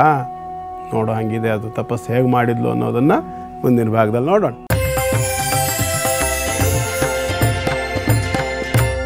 ಬ್ರಹ್ಮಚಾರಿಣಿಯಾಗಿ ಶೈಲಪುತ್ರಿ ಹೇಗೆ ಬದಲಾದ್ಲು ಅಂತ ತಿಳಿಸ್ತಾ ಇದ್ರಿ ತಾವು. ಈಗ ಬೆಟ್ಟದ ಮೇಲೆ ಹೋಗಿ ತಪಸ್ಸನ್ನ ಗೈಲಿಕ್ಕೆ ಕುಳಿತುಕೊಳ್ಳುವ ಸಮಯ. ಆರಂಭ ಮಾಡಿ ಅವಳೇನು ಮಾಡ್ತಾಳೆ, ತಪಸ್ಸಿ ಕೂತ್ಬಿಟ್ಟಿದ್ದಾಳಲ್ಲ, ಆರಾಧನೆ ಮಾಡ್ತಾ ಕೂತ್ಲು. ಯಾರನ್ನು ಆರಾಧನೆ ಮಾಡಬೇಕು? ಶಿವನನ್ನು ತಾನೆ. ಓಂ ನಮಃ ಶಿವಾಯ ಅನ್ನುವಂಥ ಪಂಚಾಕ್ಷರಿ ಜಪವನ್ನು ಆರಾಧನೆ ಮಾಡ್ತಾಳೆ. ಹಾಗೆ ಹೊರಟು ನಿಂತಹ, ಅಂದರೆ ತಪಸ್ಸಿಗೆ ಹೋಗಕ್ಕಿಂತ ಮೊದಲು ಹೊರಟು ನಿಂತಾಗ ಅವರ ತಾಯಿ ಒಂದು ಮಾತು ಹೇಳ್ತಾಳೆ, ಮೇನಾದೇವಿ. ಕುಮಾರ ಸಂಭವದಲ್ಲಿ ಕಾಳಿದಾಸ ಬರಿತಾನೆ, ಬಹಳ ಅದ್ಭುತವಾಗಿದೆ. ಮನೀಷಿತಾ ಸಂತಿ ಗೃಹೇಶು ದೇವತಾ ತಪಃಕ್ವವಸ್ಥೆ ಕೊಚ ತಾವಕಂ ವಪುಹು. ಏನಮ್ಮ ನಿಂದು ಇದೆಲ್ಲ ಬೇಕಾ ನಿನಗೆ? ಪರಿರಭ್ಯ ವಕ್ಷಸ, ಗಟ್ಟಿಯಾಗಿ ತಬ್ಕೊಳ್ತಾಳೆ ಮಗಳನ್ನು ತಬ್ಕೊಂಡು ಮೇನಾದೇವಿ ಹೇಳ್ತಾಳೆ, ಯಾಕಮ್ಮ ನಿನಗೆ ಇಷ್ಟೆಲ್ಲ ಶ್ರಮ ಮಾಡೋದು? 12 ವರ್ಷದ ಪಾಪು ನೀನು, ಇನ್ನೂ ಇಷ್ಟು ಎಳೆ ವಯಸ್ಸು, ಅಷ್ಟು ಕಠಿಣವಾದ ತಪಸ್ಸನ್ನು ಮಾಡ್ತೀನಿ ಅಂತ ಹೋಗ್ತಿದೆಯಲ್ಲ. ಹೋಗಿ ಹೋಗಿ ಒಂದು ಸಣ್ಣ ಮಂದಾರದ ಹೂವು ತನ್ನ ಮೇಲೆ ಕಾಗೆ ಕೂರಿಸ್ಕೊಳ್ಳೋಕ್ಕಾಗ್ತದೆಯಾ? ಹಾಗೆ ಅಂತಾಳೆ ಅವಳು. ಪತತ್ರಿಣಃ ಅಂತೇಳಿ ಹಕ್ಕಿ ಪಕ್ಷಿಗಳು ಬಂದು ಮಂದಾರ ಹೂವಿನ ಮೇಲೆ ಕೂತ್ಕೊಂಡ್ರೆ ಮಂದಾರ ಹೂವಿನ ಗತಿ ಏನು? ನೀನು ದುಂಬಿಗಳು ಕೂರ್ಬೇಕಾಗಿರ್ತಕ್ಕಂಥವಳು ನೀನು. ಹಾಗಾಗಿ ನೀನು ಇಷ್ಟೆಲ್ಲ ಕಷ್ಟಪಡೋದು ಬೇಡ. ಮನೀಷಿತಾ ದೇವತಾ ಗೃಹೇ ಸಂತಿ. ನೀನು ಯಾವ ದೇವತೆ ಆರಾಧನೆ ಮಾಡಬೇಕು ಅಂತ ಅಂದ್ಕೊಂಡಿದೆಯಲ್ಲ, ಆ ದೇವತೆಗಳೆಲ್ಲ ನಮ್ಮ ಮನೇಲಿದ್ದಾರಲ್ಲ. ಮನೆಯಲ್ಲಿ ವಿಗ್ರಹ ರೂಪದಲ್ಲೋ ಬೇರೆ ಯಾವುದೋ ಒಂದು ರೂಪದಲ್ಲಿ ನೀನು ಆರಾಧನೆ ಮಾಡ್ಬೋದಲ್ಲ. ಯಾಕೆ ಸುಮ್ಮನೆ ಬೆಟ್ಟದ ಮೇಲೆ ಹೋಗ್ಕೊಂಡು ಅಷ್ಟೆಲ್ಲ ಕಷ್ಟಪಡಬೇಕಾದ ಅಗತ್ಯ ಇದೆಯಾ ರಾಜ್ಕುಮಾರಿ ನೀನು ಅಂಥೇಳಿ. ಇಲ್ಲ, ನಾನು ನಿರ್ಧಾರ ಮಾಡಿ ಆಗಿದೆ, ನಾನು ಹೋಗೋಳೆ, ನನಗೆ ಶಿವ ಬೇಕು, ಇದಿರಬೇಕು. ಇದು ಬ್ರಹ್ಮಚಾರಿಗಳಿಗಿರಬೇಕಾದ ಮೊದಲನೇ ಲಕ್ಷಣ. ಇದು ವೇದಾಧ್ಯಯನ, ಶಾಸ್ತ್ರಾಧ್ಯಯನ ಅಥವಾ ವಿದ್ಯಾಭ್ಯಾಸ ಮಾಡಬೇಕು ಅಂತ ಹೊರಡತಕ್ಕಂಥ ವ್ಯಕ್ತಿಗಳಲ್ಲಿ ಇರಬೇಕಾದ ಕ್ವಾಲಿಟಿಯನ್ನು ಪಾರ್ವತಿ ತೋರಿಸ್ತಾ ಇದ್ದಾಳೆ. ಈ ಬೇಕಾದಾಗಲಿ ನಾನು ಹೋಗಲೇಬೇಕು, ನಾನು ಆ ಸಾಧನೆ ಮಾಡಲೇಬೇಕು, ಶಿವನನ್ನು ಒಲಿಸ್ಕೊಳ್ಳೇಬೇಕು. ಬಿಳಿಯ ಬಣ್ಣದ ಬಟ್ಟೆಗಳನ್ನು ಧಾರಣೆ ಮಾಡಿದ್ಲಂತೆ, ತನ್ನ ವಸ್ತ್ರಗಳ ಜೊತೆಯಲ್ಲಿ ಇದ್ದಂಥ ಆಭರಣಗಳನ್ನೆಲ್ಲ ಮನೆಯಲ್ಲಿ ಬಿಚ್ಚಿಟ್ಲಂತೆ. ಸುಖ ಇತ್ಯಾದಿಗಳಿಗೆ ಬೇಕಾಗಿರ್ತಕ್ಕಂಥ ಹಾಸಿಗೆ, ವಸ್ತ್ರ ಇತ್ಯಾದಿಗಳು ಬೆಚ್ಚಗೆ ಹೊದ್ಕೊಳ್ಳಿಕ್ಕೆ ಬೇಕು ಇತ್ಯಾದಿಗಳು ಏನೂ ಇಲ್ಲ. ಎಲ್ಲವನ್ನು ಬಿಟ್ಟು ದರ್ಭಾಸನವನ್ನು ತಗೊಂಡು ಬಿಗಿಯಾಗಿರ್ತಕ್ಕಂಥ ಬಿಳಿಯ ಬಟ್ಟೆಗಳನ್ನು ಸರಿಯಾಗಿ ಬಿಗಿಯಾಗಿ ಕಟ್ಕೊಂಡ್ಲಂತೆ. ಸೊಂಟಕ್ಕೆ ಕಟ್ಟಿರ್ತಕ್ಕಂಥ ಬಟ್ಟೆ, ಬಿಳಿಯ ಬಟ್ಟೆಯ ಮೇಲೆ ದರ್ಭೆಯ ಹಗ್ಗವನ್ನು ಎಳೆದು ಕಟ್ಟಿದ್ಲಂತೆ. ಆ ಕಟ್ಟಿದ್ರಿಂದ ಆ ಬಿಗಿತಕ್ಕೆ ಸರಿಯಾಗಿ ಆ ಭಾಗ ಎಲ್ಲ ಅರುಣ ವರ್ಣಕ್ಕೆ ತಿರುಗ್ತು. ಬಬಂಧ ಬಾಲಾರುಣ ಬಭ್ರುವಲ್ಕಲಂ ಪಯೋಧರೋತ್ಸೇಧ ವಿಶೀರ್ಣ ಸಂಹತಿ ಅಂತಾನೆ ಕಾಳಿದಾಸ. ಏನು ಹಾಗಂದ್ರೆ ಅಂದರೆ ಅದನ್ನು ಬಿಗಿದ ಹೊಡೆತಕ್ಕೆ ಬಾಲಾರುಣ ಬಭ್ರುವಲ್ಕಲಂ ಬಬಂಧ, ಚರ್ಮ ಎಲ್ಲ ಬೆಳಿಗ್ಗೆ ಸೂರ್ಯೋದಯ ಆಗುವಾಗ ಪೂರ್ವ ದಿಕ್ಕು ಹೇಗೆ ಎಷ್ಟು ಕೆಂಪಾಗ್ತದೆಯೋ ಅಷ್ಟು ಕೆಂಪಾಗ್ಬಿಡ್ತಂತೆ ಆ ಬಿಗಿತಕ್ಕೆ. ಅಂತಹ ಒಂದು ರೀತಿಯಲ್ಲಿ ಬಂದು ತಪಸ್ಸಿಗೆ ಕೂರ್ತಾಳೆ. ತಪಸ್ಸನ್ನು ಹೇಗೆ ಮಾಡ್ತಾಳೆ ಅಂತಂದರೆ, ಬೇಸಿಗೆ ಬಂದಾಗ 5 ದಿಕ್ಕಿನಲ್ಲಿ, ಅಂದರೆ 4 ದಿಕ್ಕಿನಲ್ಲಿ ಬೆಂಕಿ, ಪೂರ್ವ ದಕ್ಷಿಣ ಪಶ್ಚಿಮ ಉತ್ತರ 4 ದಿಕ್ಕಿನಲ್ಲಿ ಬೆಂಕಿಯನ್ನು ಉರಿಸ್ಕೊಳ್ಳೋದು, ಮೇಲೆ ಸೂರ್ಯನ ಬಿಸಿ, ಇದು ಪಂಚಾಗ್ನಿ ತಪ ಅಂತ ಹೇಳ್ತಾರೆ. ಈ ರೀತಿಯಲ್ಲಿ ತಪಸ್ಸನ್ನು ಮಾಡಿದ್ಲಂತೆ ಬೇಸಿಗೆಯಲ್ಲಿ. ಮಳೆಗಾಲದಲ್ಲಿ ಬೆಟ್ಟದ ಕಲ್ಲು, ಕೋಡುಗಲ್ಲಿನ ಮೇಲೆ ಮಳೆ ನೆನೀತಾ ಕೂತ್ಕೊಂಡು ತಪಸ್ಸು ಮಾಡಿದ್ಲಂತೆ. ಹಾಗೆ ಚಳಿಗಾಲದಲ್ಲಿ ಕಂಠಮಟ್ಟ ಕೊರೆಯುವ ನೀರಿನಲ್ಲಿ, ನಾನು ಸೆಪ್ಟೆಂಬರ್ ತಿಂಗಳಲ್ಲಿ ಹೋಗಿದ್ದೆ ಬದ್ರಿನಾಥ್ಗೆ. ಅಲಕನಂದ ನದಿಯಲ್ಲಿ ಕೈ ಇಟ್ಟರೆ ಕೈ ಮರಗಟ್ಟದಂಗೆ ಆಗ್ಬಿಡ್ತು, ಅಷ್ಟು ತಣ್ಣಗಿತ್ತು ಸೆಪ್ಟೆಂಬರ್ ತಿಂಗಳಲ್ಲಿ. ಅಂಥದ್ರಲ್ಲಿ ಜನವರಿ ತಿಂಗಳಲ್ಲಿ ಚಳಿ ಎಷ್ಟಿರುತ್ತೆ, -ಡಿಗ್ರಿ ಹೋಗಿರ್ತದೆ. ಅಂತಹ ಚಳಿಯಲ್ಲಿ ಕೂಡ ಆಕೆ ಏನು ಮಾಡಿದ್ಲು ಅಂತಂದರೆ, ನೀರಿನಲ್ಲಿ ಹಿಮೋತ್ಕಿರಾನಿಲಾಹ ಸಹಸ್ಯ ರಾತ್ರಿ ಉದವಾಸ ತತ್ಪರ, ಸಹಸ್ಯ ರಾತ್ರಿ ಅಂದರೆ ಚಳಿಗಾಲದ ರಾತ್ರಿಯನ್ನು, ಉದವಾಸ ತತ್ಪರ, ನೀರಿನಲ್ಲಿ ಮುಳುಕೊಂಡು ಕಂಠಮಟ್ಟ ನೀರಿನಲ್ಲಿ ಕೂತ್ಕೊಂಡು ತಪಸ್ಸು ಮಾಡಿದ್ಲಂತೆ. ಅಷ್ಟು ಘೋರವಾಗಿರ್ತಕ್ಕಂಥ ತಪಸ್ಸನ್ನು ಮಾಡಿ ತನ್ನ ಬ್ರಹ್ಮಚಾರಿಣಿ ರೂಪವನ್ನು ಸಾರ್ಥಕ ಮಾಡಿಕೊಂಡಳು. ಅವಳು ಯಾಕೆ ಈ ರೀತಿಯಾಗಿ ದೇವತಾ ಶಕ್ತಿಗಳು ತಪಸ್ಸು ಮಾಡ್ತಾರೆ ಗೊತ್ತಾ? ಆ ತಪಸ್ಸು ಮಾಡಿ ಅವರು ಸಂಪಾದನೆ ಮಾಡಿರ್ತಕ್ಕಂತಹ ಆ ಶಕ್ತಿ ಏನಿರ್ತದೆಯಲ್ಲ, ಆ ಶಕ್ತಿಯನ್ನು ಆರಾಧನೆ ಮಾಡ್ತಕ್ಕಂಥ ಭಕ್ತರಿಗೆ ಕೊಡೋದಕ್ಕಾಗಿ ಅಷ್ಟೇ. ದೇವತೆಗಳು ಇಟ್ಕೊಂಡು ಏನು ಮಾಡ್ತಾರೆ ಅಂದರೆ, ಅರ್ಥಾತ್ ಈಗ ನಾವು ಶಿವನನ್ನು, ನಾರಾಯಣನನ್ನು ಧ್ಯಾನ ಸ್ಥಿತಿಯಲ್ಲಿ ನೋಡ್ತಿದ್ದೀವಿ ಅಂದರೆ ಅರ್ಥ ಅವರ ಶಕ್ತಿ ಪಡ್ಕೊಂಡು ಅದನ್ನು ನಮಗಾಗಿ ಹಂಚಲಿಕ್ಕೆ. ಖಂಡಿತವಾಗಲೂ. ಈಗ ನಾವು ಅನೇಕ ಕಡೆಗಳಲ್ಲಿ ನೋಡ್ತೇವೆ, ಕೃಷ್ಣ ತಪಸ್ಸು ಮಾಡಿದ್ದು ನೋಡ್ತೇವೆ, ಚಿತ್ರಗಳನ್ನು ನೋಡ್ತೇವೆ. ಯಾರನ್ನು ಕೂತು ತಪಸ್ಸು ಮಾಡೋಣಪ್ಪ? ಶಿವ ಧ್ಯಾನ ಕೂತಿದ್ದನ್ನು ನೋಡ್ತೇವೆ. ಅವನು ಯಾರನ್ನು ಕೂತ್ಕೊಂಡು ಯಾರ ಧ್ಯಾನವನ್ನು ಮಾಡ್ದ? ಅವನು ಧ್ಯಾನ ಅಂತಕ್ಕಂಥದ್ದು ನಮ್ಮ ಒಳಗಡೆ ಇರತಕ್ಕಂಥ ಚೈತನ್ಯವನ್ನು ಹೆಚ್ಚು ಮಾಡಿಕೊಳ್ಳಿಕ್ಕೆ, ಅದರ ಶಕ್ತಿಯನ್ನು ಹೆಚ್ಚು ಮಾಡಿಕೊಳ್ಳಿಕ್ಕೆ ಇರ್ತಕ್ಕಂಥ ಒಂದು ಸ್ಥಿತಿ. ಶಿವ ಇರಬಹುದು ಅಥವಾ ಕೃಷ್ಣ ಇರಬಹುದು, ಇವೆಲ್ಲವೂ ಕೂಡ ಅಲ್ಲಿ ಆ ಕಾಲದಲ್ಲಿ ಇದ್ದಂತಹ ಯದ್ಯದ್ವಿಭೂತಿ ಮತ್ಸತ್ವಂ, ಇದನ್ನು ಭಗವದ್ಗೀತೆಯಲ್ಲಿ ಕೃಷ್ಣ ಸ್ಪಷ್ಟ ಹೇಳಿದ್ದಾನೆ, ನಾವು ನೋಡಿದ್ರೆ ಗೊತ್ತಾಗ್ತದೆ. ಈ ಪ್ರಪಂಚದಲ್ಲಿ ಯಾವ ವ್ಯಕ್ತಿಗಳಿಗೆ ಅಥವಾ ವಸ್ತುಗಳಿಗೆ ವಿಶೇಷವಾಗಿರ್ತಕ್ಕಂಥ ಸಾಮರ್ಥ್ಯ ಇದೆಯೋ ಅದರ ಒಳಗಡೆಗೆ ದೇವತಾ ಚೈತನ್ಯ ಇದೆ ಅನ್ನೋದನ್ನು ಮರಿಬಾರ್ದು ಅಂತ. ಯಾರೂ ಇರ್ಬೋದು. ಸುಮ್ಮನೆ ಲೌಕಿಕವಾಗಿ ಹೇಳಬೇಕು ಅಂತಂದರೆ ಖಂಡಿತವಾಗಲೂ ಪ್ರಾಮಾಣಿಕವಾಗಿ ಹೇಳ್ತೀನಿ, ಅಭಿನಯ ಅನ್ನುವಂಥ ವಿಷಯ ಬಂದಾಗ ಕನ್ನಡದಲ್ಲಿ ಯಾರ ಹೆಸರು ಬರುತ್ತೆ? ಮೊದಲು ಡಾಕ್ಟರ್ ರಾಜ್ಕುಮಾರ್. ಅಂದರೆ ಅವ್ರ ಒಳಗೆ ಇರ್ತಕ್ಕಂಥದ್ದು ಆ ವಿಭಾಗದಲ್ಲಿ ಅವರು ಅಷ್ಟು ಸರ್ವೋತ್ಕೃಷ್ಟ ಹೇಳಿ, ಆದರೆ ಅವರ ಒಳಗೆ ಆ ಒಂದು ಚೈತನ್ಯ ಉಂಟು, ಅದುವೇ ಎಲ್ಲರನ್ನ ಸೆಳೆಯುತ್ತೆ. ಪ್ರತಿಯೊಬ್ಬರಲ್ಲೂ ಅಷ್ಟೇ. ಒಬ್ಬೊಬ್ಬರಲ್ಲಿ ಸಚಿನ್ ತೆಂಡೂಲ್ಕರ್, ಕ್ರಿಕೆಟ್ ಅಂತ ಬಂದ ಕೂಡಲೇ ಸಚಿನ್ ತೆಂಡೂಲ್ಕರ್ ಅಂತೇವೆ ನಾವು. ಹಾಡುಗಾರಿಕೆ ಅಂತ ಬಂದ ಕೂಡಲೇ ಲತಾ ಮಂಗೇಶ್ಕರ್ ಅಂತ ಹೇಳ್ತೇವೆ. ಉಲ್ಟಾ ಮಾಡಿ, ಸಚಿನ್ ತೆಂಡೂಲ್ಕರ್ ಹತ್ರ ಹಾಡು ಹೇಳಿಸಿ, ಲತಾ ಮಂಗೇಶ್ಕರ್ ಹತ್ರ ಕ್ರಿಕೆಟ್ ಆಡಿಸಿ. ಆ ವಿಭಾಗದಲ್ಲಿ ಅವರು ವಿಶಿಷ್ಟರು ಅಂತಾದಾಗ ಆ ವಿಭಾಗದಲ್ಲಿ ಆ ಒಂದು ಚೈತನ್ಯ ಹೆಚ್ಚಿದೆ ಅಂತ ಲೆಕ್ಕ. ಇದನ್ನು ನಾವು ಮರಿಬಾರದು. ಹಾಗಾಗಿ ಯಾವುದೇ ದೇವತಾ ಶಕ್ತಿಗಳು ತಪಸ್ಸು ಮಾಡ್ತಿದ್ದಾರೆ ಅಂತಂದರೆ ಅವರ ಒಳಗಡೆ ಇರತಕ್ಕಂಥ ಚೈತನ್ಯವನ್ನು ತನ್ನ ಭಕ್ತನಿಗೆ ಅಥವಾ ತನ್ನನ್ನು ಯಾರು ಆರಾಧಿಸ್ತಾನೆ ಆ ಆರಾಧಕನಿಗೆ ಅದನ್ನು ಅವರು ಆ ದೇವತಾ ಶಕ್ತಿಗಳು ತುಂಬಿಕೊಡ್ತವೆ. ಇದಕ್ಕಾಗಿ ನಾವು ಬ್ರಹ್ಮಚಾರಿಣಿ ದೇವಿಯನ್ನು ಆರಾಧನೆ ಮಾಡಿದಾಗ ಬ್ರಹ್ಮಚಾರಿಣಿ ತತ್ವದ ಉದ್ದೇಶ ಏನಾಗಿತ್ತು? ಶಿವಪ್ರಾಪ್ತಿ. ನೋಡಬೇಕು, ನಾವು ಅರ್ಥ ಮಾಡ್ಕೊಳ್ಬೇಕು. ಶಿವಪ್ರಾಪ್ತಿ, ಶಿವಜ್ಞಾನ. ಶಿವ ಅಂದರೆ ಜ್ಞಾನ ಅಂತ ಅರ್ಥ, ಮಂಗಳ ಅಂತ ಅರ್ಥ, ಕಲ್ಯಾಣಕರವಾಗಿರ್ತಕ್ಕಂಥದ್ದು ಅಂತ ಅರ್ಥ. ಅಂದರೆ ಬ್ರಹ್ಮಚರ್ಯದಿಂದ ನಾವು ದೇವತಾರಾಧನೆಯನ್ನು ಮಾಡಿದಾಗ ನಮಗೆ ಶಿವಪ್ರಾಪ್ತಿಯಾಗತ್ತೆ. ಶಿವ ಅಂತಂದರೆ ಮಂಗಳ ಅಂತ ಅರ್ಥ, ಮಾಂಗಲ್ಯಕರವಾಗಿರ್ತಕ್ಕಂತಹ ವಾತಾವರಣ ಪ್ರಾಪ್ತಿಯಾಗತ್ತೆ. ಶಿವ ಅಂದರೆ ಜ್ಞಾನ ಅಂತ ಅರ್ಥ, ಜ್ಞಾನ ಪ್ರಾಪ್ತಿಯಾಗತ್ತೆ. ವಿದ್ಯಾರ್ಥಿಗಳಿಗೆ ಬೇಕಾಗಿರೋದು ಜ್ಞಾನವೇ ಅಲ್ವಾ? ಬ್ರಹ್ಮಚರ್ಯದಿಂದ ಸಂಪಾದನೆ ಮಾಡಬೇಕಾಗಿರ್ತಕ್ಕಂಥದ್ದು ವಿದ್ಯೆ. ಮೊದಲನೇದು ಶೈಲಪುತ್ರಿ. ಶೈಲ ಅಂದರೆ ಬೆಟ್ಟ. ಬೆಟ್ಟವನ್ನು ಹತ್ತೋದಕ್ಕೆ ಎಷ್ಟು ಕಷ್ಟಪಡಬೇಕು ಅಂದರೆ ಸಂತತಿಯನ್ನು ಪಡ್ಕೊಳ್ಳೋದಕ್ಕೋಸ್ಕರವಾಗಿ ಒಬ್ಬಳು ತಾಯಿಯಾಗಿರ್ತಕ್ಕಂಥವಳು ಪ್ರಸವ ವೇದನೆ ಇತ್ಯಾದಿಗಳನ್ನು ಅನುಭವಿಸೋದು ಎಷ್ಟು ಹಿಂಸೆ ಇರ್ತದೆ ಅವಳಿಗೆ. ತಾಯಿ ಅಂದರೆ ಗೊತ್ತು. ಅದು ಶೈಲಪುತ್ರಿ. ನಾವು ಲೌಕಿಕವಾಗಿ ಅದನ್ನು ತಗೊಂಡಾಗ ಶೈಲಪುತ್ರಿ ಅಂತಂದರೆ ನಾವು ಸಂತತಿಯನ್ನು ಪ್ರಾಪ್ತಿ ಮಾಡಿಕೊಳ್ಳಿಕ್ಕಾಗಿ ನಾವು ಪಡ್ತಕ್ಕಂಥ ಕಷ್ಟ, ಆ ಕಷ್ಟದಿಂದ ಉತ್ಪತ್ತಿ ಆಗ್ತಕ್ಕಂತಹ ಜೀವ, ಆ ಜೀವದ ಸಾಕಣೆ ಇತ್ಯಾದಿಗಳನ್ನು ಸೂಚಿಸ್ತಕ್ಕಂಥದ್ದು ಶೈಲಪುತ್ರಿಯ ಸ್ಥಿತಿ. ಬ್ರಹ್ಮಚಾರಿಣಿಯ ಸ್ಥಿತಿ ಅಂತಂದರೆ ಏನು? ಬ್ರಹ್ಮಚಾರಿಣಿ ಅಂತಂದರೆ ಜ್ಞಾನಕ್ಕೋಸ್ಕರವಾಗಿ, ಅಧ್ಯಯನಕ್ಕೋಸ್ಕರವಾಗಿ, ವಿದ್ಯಾಭ್ಯಾಸಕ್ಕೋಸ್ಕರವಾಗಿ ಕಷ್ಟಪಡ್ತಕ್ಕಂಥದ್ದು, ತಪಸ್ಸು ಮಾಡ್ತಕ್ಕಂಥದ್ದು. ತಪಸ್ಸು ಅಂತಂದರೆ ಏಕಾಗ್ರವಾಗಿ ಒಂದು ಕಡೆಯಲ್ಲಿ ಕೂತ್ಕೊಂಡು ಒಂದು ವಿಚಾರವನ್ನು ಸಿದ್ಧಿಯಾಗುವಲ್ಲಿವರೆಗೆ, ಒಂದು ವಿಚಾರಕ್ಕೆ ಪೂರ್ಣ ತೀರ್ಮಾನ ಬರುವಲ್ಲಿವರೆಗೆ, ಒಂದು ಸಾಧನೆ ಮುಗಿಯುವಲ್ಲಿವರೆಗೆ ಹಠ ಹಿಡಿದು ಸಾಧನೆ ಮಾಡೋದನ್ನು ತಪಸ್ಸು ಅಂತ ಹೇಳ್ತಕ್ಕಂಥದ್ದು. ಬ್ರಹ್ಮಚಾರಿಣಿಯ ಆರಾಧನೆಯನ್ನು ಸರಿಯಾಗಿ ಮಾಡೋದ್ರಿಂದ ಎಲ್ಲರಲ್ಲೂ ಆತ್ಮವಿಶ್ವಾಸ ಹೆಚ್ಚಾಗತ್ತೆ, ಭರವಸೆ ಹೆಚ್ಚು ಸಿಗತ್ತೆ ಅಂತ ಹೇಳಲಾಗತ್ತೆ ಅಲ್ವಾ ಗುರುಗಳೇ?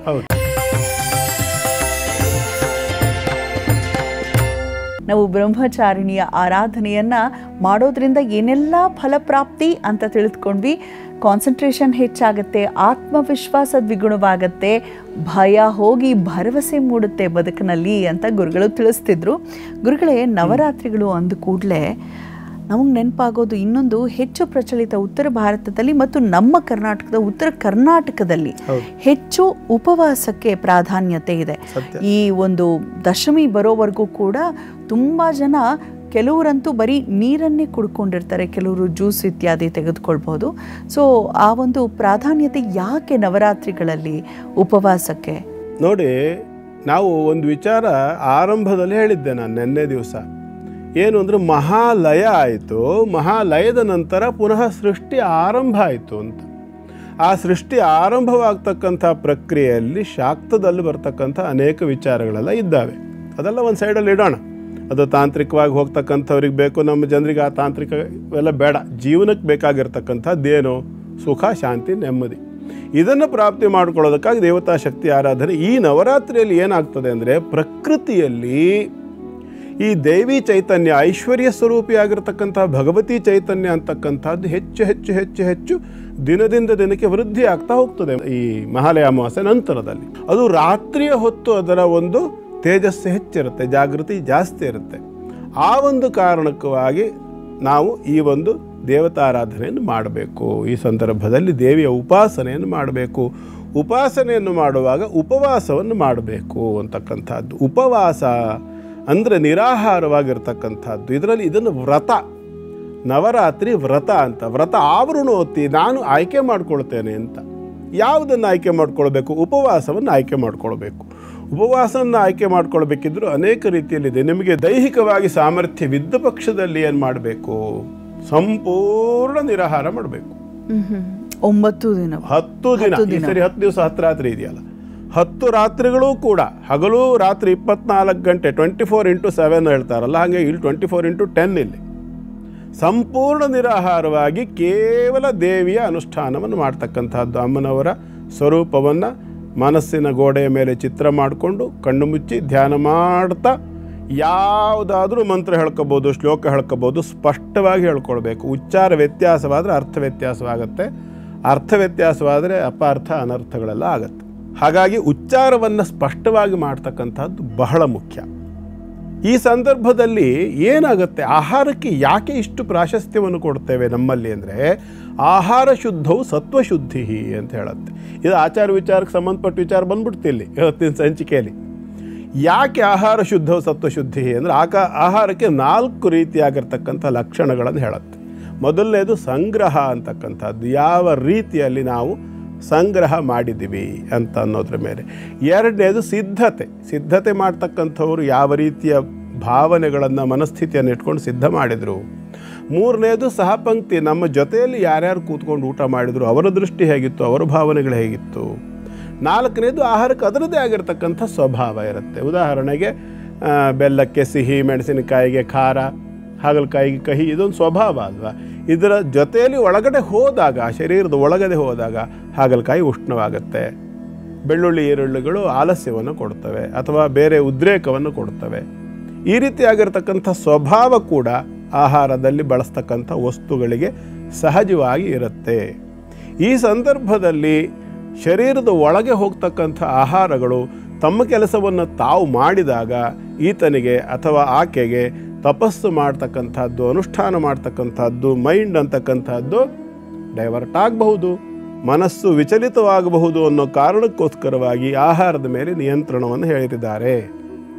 ಆಹಾರವನ್ನು ಕಡಿಮೆ ತಗೊಂಡಷ್ಟು ಕೂಡ ಶರೀರ ಹೆಚ್ಚು ಚುರುಕಾಗಿರುತ್ತೆ.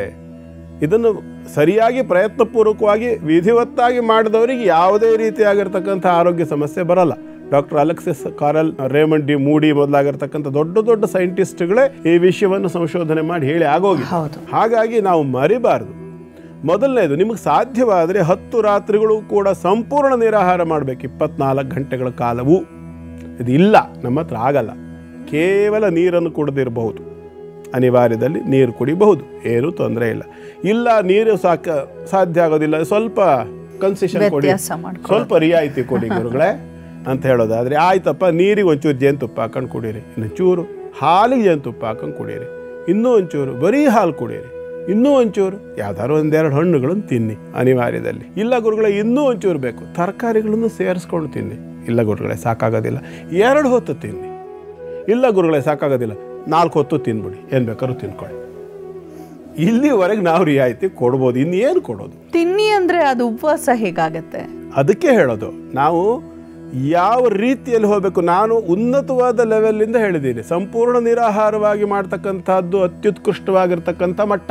ಅಲ್ಲಿಂದ ಸ್ವಲ್ಪ ಕೆಳಮಟ್ಟ ನೀರು ಕುಡಿಬೋದು, ಅಲ್ಲಿಂದ ಸ್ವಲ್ಪ ಕೆಳಮಟ್ಟ ಹಾಲು ಕುಡಿಬೋದು, ಅದಕ್ಕಿಂತ ಇನ್ನೂ ಸ್ವಲ್ಪ ಕೆಳಮಟ್ಟ ಹಣ್ಣುಗಳನ್ನು ತರಕಾರಿಗಳು ತಿನ್ಬೋದು, ಅದಕ್ಕಿಂತಲೂ ಇನ್ನೂ ಕೆಳಮಟ್ಟದಲ್ಲಿ ಬೇಕು 1 ಹೊತ್ತು ಆಹಾರ ತಗೋಬಹುದು.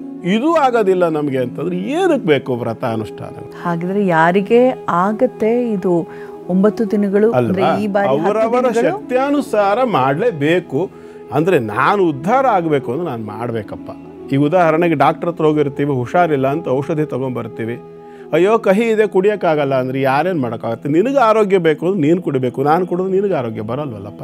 ವರ್ಷದಲ್ಲಿ ಒಮ್ಮೆ ಬರುವಂಥ ಅಮೂಲ್ಯವಾದ ದಿನಗಳು ಇದು, ಹಾಗಾಗಿ ಖಂಡಿತ ಪರಿಪಾಲಿಸೋಣ ಅಂತ ಹೇಳ್ತಾ ಗುರುಗಳೇ, ಮುಂದಿನ 4 ರಾಶಿಗಳು. ಸಿಂಹರಾಶಿಯನ್ನು ನೋಡೋಣ. ಸಿಂಹರಾಶಿಯವರಿಗೆ ಇವತ್ತಿನ ದಿನ ತಕ್ಕಮಟ್ಟಿಗೆ ಚೆನ್ನಾಗಿದೆ. ಧನಸ್ಥಾನದಲ್ಲಿರ್ತಕ್ಕಂತಹ ಚಂದ್ರ ಉತ್ತಮವಾಗಿರ್ತಕ್ಕಂಥ ಫಲಗಳನ್ನು ಸೂಚಿಸ್ತಾನೆ. ಲಾಭದಲ್ಲಿರ್ತಕ್ಕಂಥ ಗುರು ಆಂಶಿಕವಾಗಿರ್ತಕ್ಕಂಥ ಗಜಕೇಸರಿ ಯೋಗದ ಫಲವನ್ನು ಕೂಡ ಕೊಡ್ತಾನೆ. ಪಂಚಮಾಧಿಪತಿ ಆಗಿರೋದ್ರಿಂದ ಸತ್ಕಾರ್ಯಗಳಲ್ಲಿ ಆಸಕ್ತಿ, ವಿದ್ಯಾರ್ಥಿಗಳಿಗೆ ವಿದ್ಯೆಯಲ್ಲಿ ಆಸಕ್ತಿ, ಅಭಿವೃದ್ಧಿ ಕಾರ್ಯಗಳಲ್ಲಿ ಆಸಕ್ತಿ, ದೇವತಾ ಕಾರ್ಯಗಳಲ್ಲಿ ಆಸಕ್ತಿ, ಇವೆಲ್ಲವನ್ನು ಕೂಡ ಸೂಚಿಸ್ತದೆ. ಸಪ್ತಮದಲ್ಲಿ ರಾಹು ಇರೋದರಿಂದ ಹೆಂಡತಿಯ ಆರೋಗ್ಯದ ಕಡೆಗೆ ಅಥವಾ ಗಂಡನ ಆರೋಗ್ಯದ ಕಡೆಗೆ ಸ್ವಲ್ಪ ಗಮನ ಕೊಡಬೇಕಾಗಿ ಬರಬಹುದು. ಅಷ್ಟಮದಲ್ಲಿ ಶನೇಶ್ವರ ಇರತಕ್ಕಂಥದ್ದಾದ್ದರಿಂದ ಸ್ವಲ್ಪ ಮಟ್ಟಿಗೆ ಜಾಯಿಂಟ್ ಪೇನು, ಮಂಡಿ ಇತ್ಯಾದಿಗಳಲ್ಲಿ ನೋವು ಇವೆಲ್ಲ ಸಹ ಕಾಣಿಸ್ಕೋಬಹುದು. ರಾಶಿಯಲ್ಲಿ ಶತ್ರುವಾಗಿರತಕ್ಕಂಥ ಶುಕ್ರ ಇದ್ದಾನೆ ಮತ್ತು ರಾಶ್ಯಾಧಿಪತಿಯೊಂದಿಗೆ ಚಂದ್ರ ವ್ಯಯಾಧಿಪತಿಯೂ ಇರೋದರಿಂದ ಇವತ್ತು ಸ್ವಲ್ಪ ವಾಹನದಲ್ಲಿ ಓಡಾಡುವಾಗ ಸ್ವಲ್ಪ ಎಚ್ಚರಿಕೆ ವಹಿಸ್ಕೊಳ್ಳಿ. ವಾಹನಕ್ಕೆ ಒಂದು ಪೂಜೆ ಇತ್ಯಾದಿಗಳನ್ನು ಮಾಡಿಕೊಂಡು ತಗೊಂಡೋಗಿ ಒಂಟಿಯಾಗಿ ದೂರದವರೆಗೆ ಒಂದೇ ವಾಹನದಲ್ಲಿ ಒಬ್ಬರೇ ಪ್ರಯಾಣ ಮಾಡ್ತಕ್ಕಂಥದ್ದನ್ನು ಇವತ್ತು ಸ್ವಲ್ಪ ಕಡಿಮೆ ಮಾಡಿದರೆ ಒಳ್ಳೆಯದು. ಅನಿವಾರ್ಯದಲ್ಲಿ ಯಾವುದಾದ್ರೂ ಒಂದು ಹೆಣ್ಣು ದೇವರ ದೇವಸ್ಥಾನಕ್ಕೆ ಹೋಗಿ ನಿಮ್ಮ ವಾಹನಕ್ಕೆ ಆ ದೇವರ ತೀರ್ಥ ಪ್ರಸಾದಾದಿಗಳನ್ನು ಹಾಕಿಸ್ಕೊಂಡು ಆನಂತರ ಪ್ರಯಾಣವನ್ನು ಮಾಡಿ. ಶುಭವಾಗಲಿ. ಮುಂದಿಂದು ಕನ್ಯಾ ರಾಶಿ. ಕನ್ಯಾ ರಾಶಿಯವರಿಗೆ ಕೂಡ ಇವತ್ತಿನ ದಿನ ತಕ್ಕಮಟ್ಟಿಗೆ ಚೆನ್ನಾಗಿದೆ. ಲಾಭಾಧಿಪತಿ ರಾಶಿಯಲ್ಲಿ ಬಂದಿರತಕ್ಕಂಥದ್ದು ಉತ್ತಮವಾದಂಥ ದಿನ. ರಾಶಿಯ ದ್ವಿತೀಯದಲ್ಲಿರ್ತಕ್ಕಂಥ ಮಂಗಳನಿಗೆ ಚಂದ್ರ ಬಂದು ಸೇರಿರ್ತಕ್ಕಂಥ ಸ್ಥಿತಿ ಏನಿದೆಯಲ್ಲ, ಹಾಗಾಗಿ ಮಾತಿನ ಕಡೆಗೆ ಸ್ವಲ್ಪ ಗಮನ ಕೊಡಿ. ಯಾರ ಹತ್ರನಾದರೂ ಜಗಳ ಇತ್ಯಾದಿಗಳನ್ನು ಮಾಡ್ಕೊಳ್ಳೋಕೆ ಹೋಗಬೇಡಿ ಕನ್ಯಾ ರಾಶಿಯವರಿಗೆ. ಯಾಕೆಂದರೆ ವೈರಿಭಾವಾಷ್ಟಮಾಧಿಪತಿ ತೃತೀಯಾಧಿಪತಿ ಆಗಿರ್ತಕ್ಕಂಥ ಮಂಗಳ 2ನೇ ರಾಶಿಯಲ್ಲಿರೋದು ವಾಕ್ಸ್ಥಾನದಲ್ಲಿ, ಚಂದ್ರ ಕೂಡ ಬಂದಿದ್ದಾನೆ. ಹಾಗಾಗಿ ಮನಸ್ಸು ವ್ಯಗ್ರವಾಗತಕ್ಕಂಥದ್ದು, ಕೆಲವು ಸಂದರ್ಭದಲ್ಲಿ ನಾಲಿಗೆ ಮೇಲಿನ ಹತೋಟಿ ತಪ್ಪತಕ್ಕಂಥದ್ದು. 2 ವಿಚಾರ, ನಾಲಿಗೆಗೆ 2 ಕೆಲಸ, ಒಂದು ಮಾತಾಡೋದು ಮತ್ತೊಂದು ರುಚಿ ನೋಡೋದು. 2 ವಿಭಾಗಗಳಲ್ಲಿ ಇವತ್ತು ವ್ಯತಿರಿಕ್ತವಾಗ್ತಕ್ಕಂಥ ಸಾಧ್ಯತೆ ಇರುತ್ತೆ. ಅತಿರೇಕವಾಗಿ ತಿಂದರೆ ಅದು ಅಪಾಯವನ್ನು ಕೊಡುತ್ತೆ, ಅತಿರೇಕವಾದ ಮಾತು ಕೂಡ ತೊಂದರೆಯನ್ನು ಮಾಡುತ್ತೆ. ಹಾಗಾಗಿ ಎಚ್ಚರಿಕೆಯನ್ನು ವಹಿಸ್ಕೊಳ್ಳಿ. ಆಹಾರದ ಬಗ್ಗೆ ಕೂಡ ತುಂಬ ಮುಖ್ಯವಾಗಿ ಗಮನವನ್ನು ಕೊಟ್ಕೊಳ್ತಕ್ಕಂಥದ್ದು ಉತ್ತಮ. ಚಾಮುಂಡೇಶ್ವರಿ ಆರಾಧನೆ ಶುಭಕರ. ಮುಂದಿಂದು ತುಲಾರಾಶಿ. ತುಲಾರಾಶಿಯವರಿಗೆ ಕೂಡ ಇವತ್ತಿನ ದಿನ ತಕ್ಕಮಟ್ಟಿಗೆ ಉತ್ತಮವಾಗಿಯೇ ಇದೆ. ಕರ್ಮಾಧಿಪತಿ ವ್ಯಯಕ್ಕೆ ಬಂದಿರತಕ್ಕಂಥದ್ದಾದ್ದರಿಂದ ಇವತ್ತು ಒಂದಿನ ನಿಮ್ಮ ಹೊರಗಡೆ ವ್ಯಾಪಾರ ವ್ಯವಹಾರಗಳೇನಾದರೂ ಇದ್ದ ಪಕ್ಷದಲ್ಲಿ ಅದನ್ನು ಸ್ವಲ್ಪ ಬಂದ್ ಮಾಡಿ ಇವತ್ತು ದೇವತಾರಾಧನೆ ಕಡೆಗೆ ಹೆಚ್ಚು ಗಮನವನ್ನು ಕೊಡಿ. ಕಾರಣ ಇವತ್ತು ಬ್ರಹ್ಮನಾಮಕ ಯೋಗ ಮತ್ತು ಬಾಲವಕರಣ ಇದೆ. ಸಿಂಹವಾಹಿನಿಯಾಗಿರತಕ್ಕಂತಹ ದೇವಿಯನ್ನು, ಅಥವಾ ಬಾಲವ ಅಂದರೆ ಹುಲಿ ಅಂತ ಹೇಳುತ್ತೆ, ವ್ಯಾಘ್ರ ಅಥವಾ ಶಾರ್ದೂಲ ಅಂತ ಹೇಳ್ತಾರೆ ಸಂಸ್ಕೃತದಲ್ಲಿ. ಶಾರ್ದೂಲ ವಾಹನ, ಹುಲಿಯ ವಾಹನವಾಗಿ ಕುಳಿತಿರ್ತಕ್ಕಂತಹ ದೇವಿಯನ್ನು ಆರಾಧನೆ ಮಾಡಿಕೊಂಡು ವ್ಯಾಪಾರ ವ್ಯವಹಾರಗಳ ಬಗ್ಗೆ ಇರಬಹುದು, ಉದ್ಯೋಗದ ಬಗ್ಗೆ ಇರಬಹುದು, ಎಲ್ಲ ಅಭಿವೃದ್ಧಿಯನ್ನು ಅವಳ ಪಾದದಲ್ಲಿ ಇಡ್ತಕ್ಕಂಥದ್ದು. ಅದಕ್ಕೊಂದು ಕ್ರಮ ಕೂಡ ಹೇಳ್ಕೊಡ್ತೀನಿ, ಸಾಧ್ಯ ಆದರೆ ಮಾಡ್ಕೊಳ್ಳಿ. ಒಂದು ತಾಮ್ರದ ತಂಬಿಗೆಯನ್ನು ಸಿದ್ಧಪಡಿಸ್ಕೊಳ್ಳಿ. ಅರಿಶಿನ, ಕುಂಕುಮ ಮೊದಲಾದ ಮಂಗಳ ದ್ರವ್ಯಗಳನ್ನು ಅದರಲ್ಲಿ ಹಾಕಿ ಒಂದು ತಾಮ್ರದ ತಗಡನ್ನು ತಗೊಳ್ಳಿ. ಅದರಲ್ಲಿ ನಿಮ್ಮ ಇಷ್ಟಾರ್ಥವನ್ನು ಬರೆಯಿರಿ, ಒಳ್ಳೆಯದನ್ನು ಬರೆಯಿರಿ. ಆದಷ್ಟು ಯಾವತ್ತೂ ಸಹ ಪರರಿಗಿಟ್ಟ ಶೂಲ ತನಗೆ ಕೇಡು ಅಂತ. ಹಾಗಾಗಿ ಇನ್ನೊಬ್ಬರಿಗೆ ಚುಚ್ಚೋದು ತಿವಿಯೋದು ಇಟ್ಕೊಂಡ್ರೆ ನಮಗೂ ಅಪಾಯವೇ. ಹಾಗಾಗಿ ನಿಮ್ಮ ಅಭಿವೃದ್ಧಿಯನ್ನು ಆ ತಾಮ್ರದ ತಗಡಿನಲ್ಲಿ ಬರೀರಿ. ಆ ನಂತರ ಆ ತಂಬಿಗೆಯಲ್ಲಿಟ್ಟಿರ್ತಕ್ಕಂತಹ ಅರಿಶಿನ, ಕುಂಕುಮ, ಗಂಧ, ಅಕ್ಷತೆ ಇತ್ಯಾದಿ ದ್ರವ್ಯಗಳನ್ನು ಹಾಕಿರ್ತಕ್ಕಂಥದ್ದು, ಆ ನೀರನ್ನು ಏನು ಹಾಕ್ತೀರಿ, ಆ ನೀರಿನ ಒಳಗೆ ಆ ಒಂದು ತಗಡು ತಾಮ್ರದಲ್ಲಿ ಬರೆದಿರ್ತಕ್ಕಂಥ ನಿಮ್ಮ ಇಷ್ಟಾರ್ಥವನ್ನು ಬರೆದಿರ್ತಕ್ಕಂಥ ತಗಡನ್ನು ನೀಟಾಗಿ ಸ್ವಚ್ಛವಾಗಿ ಗೋಮೂತ್ರದಲ್ಲಿ ನೀರಿನಲ್ಲಿ ಒಂದು ಸಾರಿ ತೊಳ್ಕೊಂಡು ಅದರೊಳಗೆ ಹಾಕಿ ಕೈ ಬಲಗೈಯನ್ನು ಮುಚ್ಚಿಟ್ಕೊಂಡು ದೇವರ ಧ್ಯಾನವನ್ನು ಮಾಡಿ ಈ ನವರಾತ್ರಿ ಮುಗಿಯುವಲ್ಲಿವರೆಗೂ ಕೂಡ ಅದಕ್ಕೆ ಪೂಜೆಯನ್ನು ಸಲ್ಲಿಸಿ ಆ ನಂತರದಲ್ಲಿ ಅದನ್ನು ಹರಿಯುವ ನೀರಿನಲ್ಲಿ ವಿಸರ್ಜನೆ ಮಾಡಿ ನಿಮ್ಮ ಇಷ್ಟಾರ್ಥ ಸಿದ್ಧಿಯಾಗ್ತದೆ. ಶುಭವಾಗಲಿ. ಮುಂದಿಂದು ವೃಶ್ಚಿಕ ರಾಶಿ. ವೃಶ್ಚಿಕ ರಾಶಿಯವರಿಗೆ ಇವತ್ತಿನ ದಿನ ಉತ್ತಮವಾಗಿರ್ತಕ್ಕಂಥದ್ದು, ಭಾಗ್ಯಾಧಿಪತಿ ಲಾಭಕ್ಕೆ ಬಂದಿರತಕ್ಕಂಥದ್ದು, ಭಾಗ್ಯೋದಯವಾಗ್ತಕ್ಕಂಥದ್ದು, ತಂದೆಯಿಂದ ಹೊಸ ಉಡುಗೊರೆ ಇತ್ಯಾದಿಗಳು ಕೂಡ ದೊರಕತಕ್ಕಂಥ ಲಕ್ಷಣಗಳಿದೆ. ಚತುರ್ಥಕ್ಕೆ ರಾಹು ಇರೋದರಿಂದ ಸ್ವಲ್ಪ ಮಟ್ಟಿಗೆ ಭೂ ವ್ಯವಹಾರಗಳನ್ನು ಮಾಡ್ತಕ್ಕಂಥವರಿಗೆ ಮೋಸ ಇತ್ಯಾದಿಗಳಾಗಬಹುದು. ಚಂದ್ರಾತ್ ಷಷ್ಠ ಇರೋದರಿಂದ ವೈರಿಗಳಿಂದ ಸ್ವಲ್ಪ ಮಟ್ಟಿನ ಭೂ ವಿಚಾರದಲ್ಲಿ ಸಮಸ್ಯೆಗಳು ಬರಬಹುದು. ಹಾಗಾಗಿ ಸ್ವಲ್ಪ ಎಚ್ಚರಿಕೆಯನ್ನು ವಹಿಸ್ಕೊಳ್ಳಿ. ಹಳೆಯ ಯಾವುದಾದ್ರೂ ಕಮಿಟ್ಮೆಂಟು ಭೂಮಿ ಸಂಬಂಧವಾಗಿ ಮಾಡಿಕೊಂಡಿದ್ದರೆ ವೃಶ್ಚಿಕ ರಾಶಿಯವರು ಆ ವಿಷಯದಲ್ಲಿ ಸ್ವಲ್ಪ ಎಚ್ಚರಿಕೆ ವಹಿಸ್ಕೊಳ್ಳಿ. ನರಸಿಂಹ ಅಥವಾ ಭೂವರಾಹ ಎರಡೂ ರೂಪಗಳನ್ನು ಕೂಡ ಆರಾಧನೆ ಮಾಡಬಹುದು. ಯಾಕೆಂದರೆ ಹಿರಣ್ಯಾಕ್ಷ ಮತ್ತು ಹಿರಣ್ಯಕಶಿಪು ನಿಮ್ಮ ಆಸ್ತಿಯ ಮೇಲೆ ಕಣ್ಣಿಟ್ಟವನು ಮತ್ತು ನಿಮ್ಮ ಆಸ್ತಿಯನ್ನು ನುಂಗಿ ನೀರು ಕುಡಿದವನು ಅಂತ ಇಬ್ಬರೂ ಬರ್ತಾರೆ ಅಂತ ಇಟ್ಕೊಳ್ಳಿ. ಅಂಥ ಎಲ್ಲರನ್ನ ನಿಮ್ಮಿಂದ ದೂರ ಮಾಡಿ ನಿಮ್ಮ ಸ್ವತ್ತುಗಳನ್ನು ರಕ್ಷಣೆ ಮಾಡ್ತಕ್ಕಂಥದ್ದು. ಹಾಗಾಗಿ ವರಾಹ ಮತ್ತು ನಾರಸಿಂಹ ಎರಡೂ ರೂಪಗಳನ್ನು ಆರಾಧನೆ ಮಾಡಿಕೊಳ್ಳಿ. ಶುಭವಾಗಿ. ಇವತ್ತು ಪೂಜಾ ಕೈಂಕರ್ಯ ಮನೆಯಲ್ಲಿ ಹೇಗಿರಬೇಕು ಮತ್ತು ತಾವೇ ಹೇಳಿದಾಗೆ ಏಕಾಗ್ರತೆ ಹೆಚ್ಚಿರುತ್ತೆ ಅಂತ ಹೇಳಿದ್ರೆ ಬರೀ ಮನೆಯ ಹೆಣ್ಮಕ್ಳು ಮಾತ್ರ ಮಾಡೋ ಅಂಥದ್ದಲ್ಲ ಪೂಜೆಗಳನ್ನು, ಜೊತೆಗೆ ಮಕ್ಕಳನ್ನು, ಯಜಮಾನರನ್ನ ಕೂಡ ಕೂಡಿಸಿಕೊಂಡು ಮಾಡಿದಾಗ ಫಲಪ್ರಾಪ್ತಿ ಹೆಚ್ಚು ಅಲ್ವೇ ಗುರುಗಳೇ? ಹೌದು. ಇಲ್ಲಿ ಮುಖ್ಯವಾಗಿ ಗಂಡಸರು ಪೂಜೆ ಮಾಡ್ತಕ್ಕಂಥ ಕ್ರಮ ಬೇರೆ, ಹೆಣ್ಮಕ್ಳು ದೇವಿಯನ್ನು ಪೂಜೆ ಮಾಡೋ ಕ್ರಮವೇ ಬೇರೆ. ಓಹೋ, ಬಹಳ ವಿಶಿಷ್ಟವಾಗಿರ್ತಕ್ಕಂಥದ್ದು. ಏನಂತಂದರೆ ಗಂಡಸರು ತನ್ನ ಪತ್ನಿಯನ್ನು ಕೂಡ ದೇವಿಯ ಸ್ವರೂಪದಲ್ಲಿ ಪೂಜೆ ಮಾಡಲಿಕ್ಕೆ ಅವಕಾಶ ಉಂಟು. ಕಾಲು ತೊಳೆದು ಹೂವು, ಅರಿಶಿನ, ಕುಂಕುಮ, ಅಕ್ಷತೆ ಎಲ್ಲ ಇಟ್ಟು ಪೂಜೆ ಮಾಡಿ ಎಲ್ಲ ಮಾಡುವಷ್ಟು ಆ ಹೆಂಡತಿಯ ಮೇಲೆ ಭಾವನೆ ಇದ್ದರೆ ಖಂಡಿತವಾಗಲೂ ಹೆಂಡತಿಯನ್ನೇ ಪೂಜಿಸಬಹುದು. ರಾಮಕೃಷ್ಣ ಪರಮಹಂಸರು ಶಾರದಾ ಮಾತೆಯನ್ನು ಪೂಜೆ ಮಾಡಿದರು ಅಂತ ಬರ್ತದೆ. ಕಾಳಿ ನೀನೇ ಕಾಳಿ ಸ್ವರೂಪ ಅಂತ ಪೂಜೆ ಮಾಡಿದರು ಅಂಥೇಳಿ.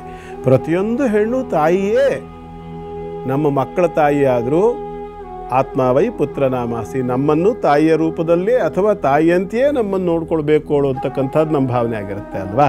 ಹಾಗಾಗಿ ಹೇಳ್ತಕ್ಕಂಥದ್ದು. ಆದರೆ ಆ ಮಟ್ಟದ ಉದಾತ್ತವಾದ ಭಾವನೆ ರಾಮಕೃಷ್ಣ ಪರಮಹಂಸರ ಲೆವೆಲ್ನಲ್ಲಿ ಇರಬೇಕಾಯ್ತಲ್ಲ. ಹಾಗಾಗಿ ಅದು ಸ್ವಲ್ಪ ಕಷ್ಟ. ಆದ್ದರಿಂದ ಪತ್ನಿಯರ ಬದಲಾಗಿ ಮಗಳಿಗೆ, ಹೆಣ್ಣು ಮಕ್ಕಳಿಗೆ ಪೂಜೆಯನ್ನು ಮಾಡ್ಬೋದು. ವಯಸ್ಸಿನ ಭೇದ ಇಲ್ಲ, ಪ್ರಾಮಾಣಿಕವಾಗಿ ಹೇಳ್ತೇನೆ. ಶಾಸ್ತ್ರೀಯವಾಗಿ ಅದು ಸಾಂಪ್ರದಾಯಿಕವಾಗಿ ಕೆಲವು ಕಡೆ 8 ವರ್ಷ 6 ವರ್ಷ ಆಗಿರಬೇಕು, ಮೈ ನೆರೆದಿದ್ರೆ ಬರೋದಿಲ್ಲ, ಸುಮಂಗಲಿ ಆಗಿರಬೇಕು, ಮದುವೆ ಆಗದಿದ್ದ ಕನ್ಯೆಯರು ಬರೋದಿಲ್ಲ, ಹೀಗೆಲ್ಲ ಹೇಳ್ತಕ್ಕಂಥದ್ದೆಲ್ಲ ಉಂಟು. ಆದರೆ ವಾಸ್ತವಾಂಶ ಹಾಗಿಲ್ಲ. ಸ್ತ್ರೀ ರೂಪ ಅದು. ಬಾಲ ತ್ರಿಪುರ ಸುಂದರಿ ಆರಾಧನೆ ಇದೆ, ಷೋಡಶಿ ಆರಾಧನೆ ಇದೆ. ಅವಿವಾಹಿತಳು ಅವಳು ಷೋಡಶಿ ಅಂತಕ್ಕಂಥವಳು. ಬಾಲ ತ್ರಿಪುರ ಸುಂದರಿ ಅಂತಕ್ಕಂಥದ್ದು ಶ್ರೀವಿದ್ಯೆಯಲ್ಲಿ ಬರ್ತದೆ, ದಶಮಹಾವಿದ್ಯಾ ಅಂತೇಳಿ ಶ್ರೀಚಕ್ರ ಆರಾಧನೆಯಲ್ಲಿ ಬರ್ತಕ್ಕಂಥದ್ದು. ಹೀಗೆಲ್ಲ ಅದನ್ನೆಲ್ಲ ಅಷ್ಟು ನಾವು ತಗೊಳ್ಳೋದಲ್ಲ. ನಮ್ಮಲ್ಲಿ ಇರಬೇಕಾಗಿರ್ತಕ್ಕಂಥದ್ದು ಭಾವನೆ. ಇದೆಲ್ಲ ಗಂಡಸರು ತಲೆಯಲ್ಲಿ ಈ ಭಾವನೆಗಳನ್ನು ಇಟ್ಕೊಂಡು ಶ್ರದ್ಧಾಭಕ್ತಿಯಿಂದ ದೇವಿಯ ಸ್ವರೂಪ ಅಂತ ಹೆಣ್ಣು ಮಕ್ಕಳನ್ನು ಪೂಜಿಸಬೇಕು. ಇದು ಗಂಡಸರಿಗಾಯ್ತು. ಹೆಣ್ಣು ಮಕ್ಕಳು ಏನು ಮಾಡಬೇಕು?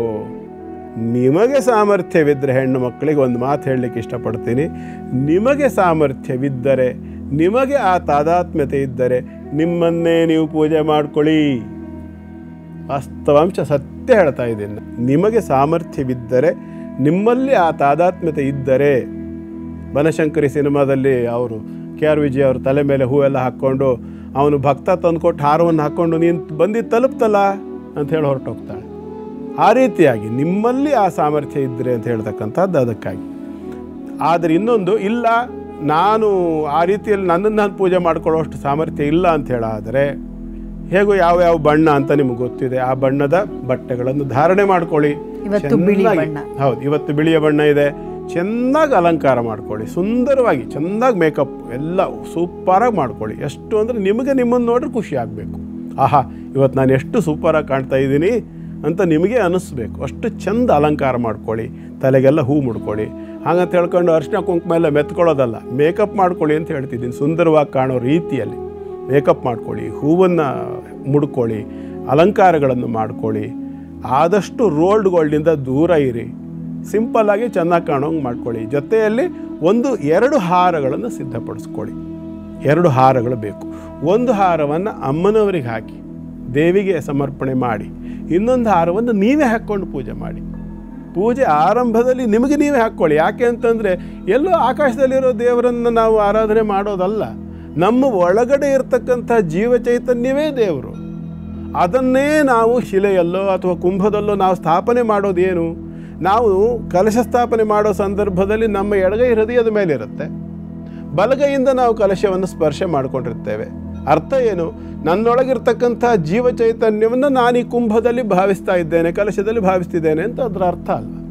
ಹಾಗಾಗಿ ನಿಮಗೆ ನೀವು ಅಲಂಕಾರವನ್ನು ಚೆನ್ನಾಗಿ ಮಾಡಿಕೊಂಡು ಕೂತ್ಕೊಂಡು ಶ್ರದ್ಧಾಭಕ್ತಿಯಿಂದ ಆ ಬ್ರಹ್ಮಚಾರಿಣಿ ದೇವಿಯನ್ನು ಆರಾಧನೆ ಮಾಡಿಕೊಂಡು ಅವಳ ಉಪಾಸನೆಯನ್ನು ಮಾಡಿಕೊಂಡು ನೈವೇದ್ಯ ಇತ್ಯಾದಿಗಳು, ವಿಶೇಷವಾಗಿ ಹಾಲಿನಿಂದ ಮಾಡಿರ್ತಕ್ಕಂಥದ್ದು ಬರ್ಫಿ ಮಾಡ್ಕೊಳ್ಳಿ ಬೇಕಾದರೆ, ಇಲ್ಲ ಅಂತಂದರೆ ಶಾವಿಗೆ ಪಾಯಸ ಮಾಡ್ಕೊಳ್ಳಿ, ಇಲ್ಲ ಅಂದರೆ ದೂದ್ ಪೇಡ ಮಾಡ್ಕೊಳ್ಳಿ, ಇಲ್ಲ ಪನ್ನೀರ್ನಿಂದ ಮಾಡಿರೋ ಯಾವುದಾದ್ರು ವಸ್ತುಗಳನ್ನು ಮಾಡ್ಕೊಳ್ಳಿ.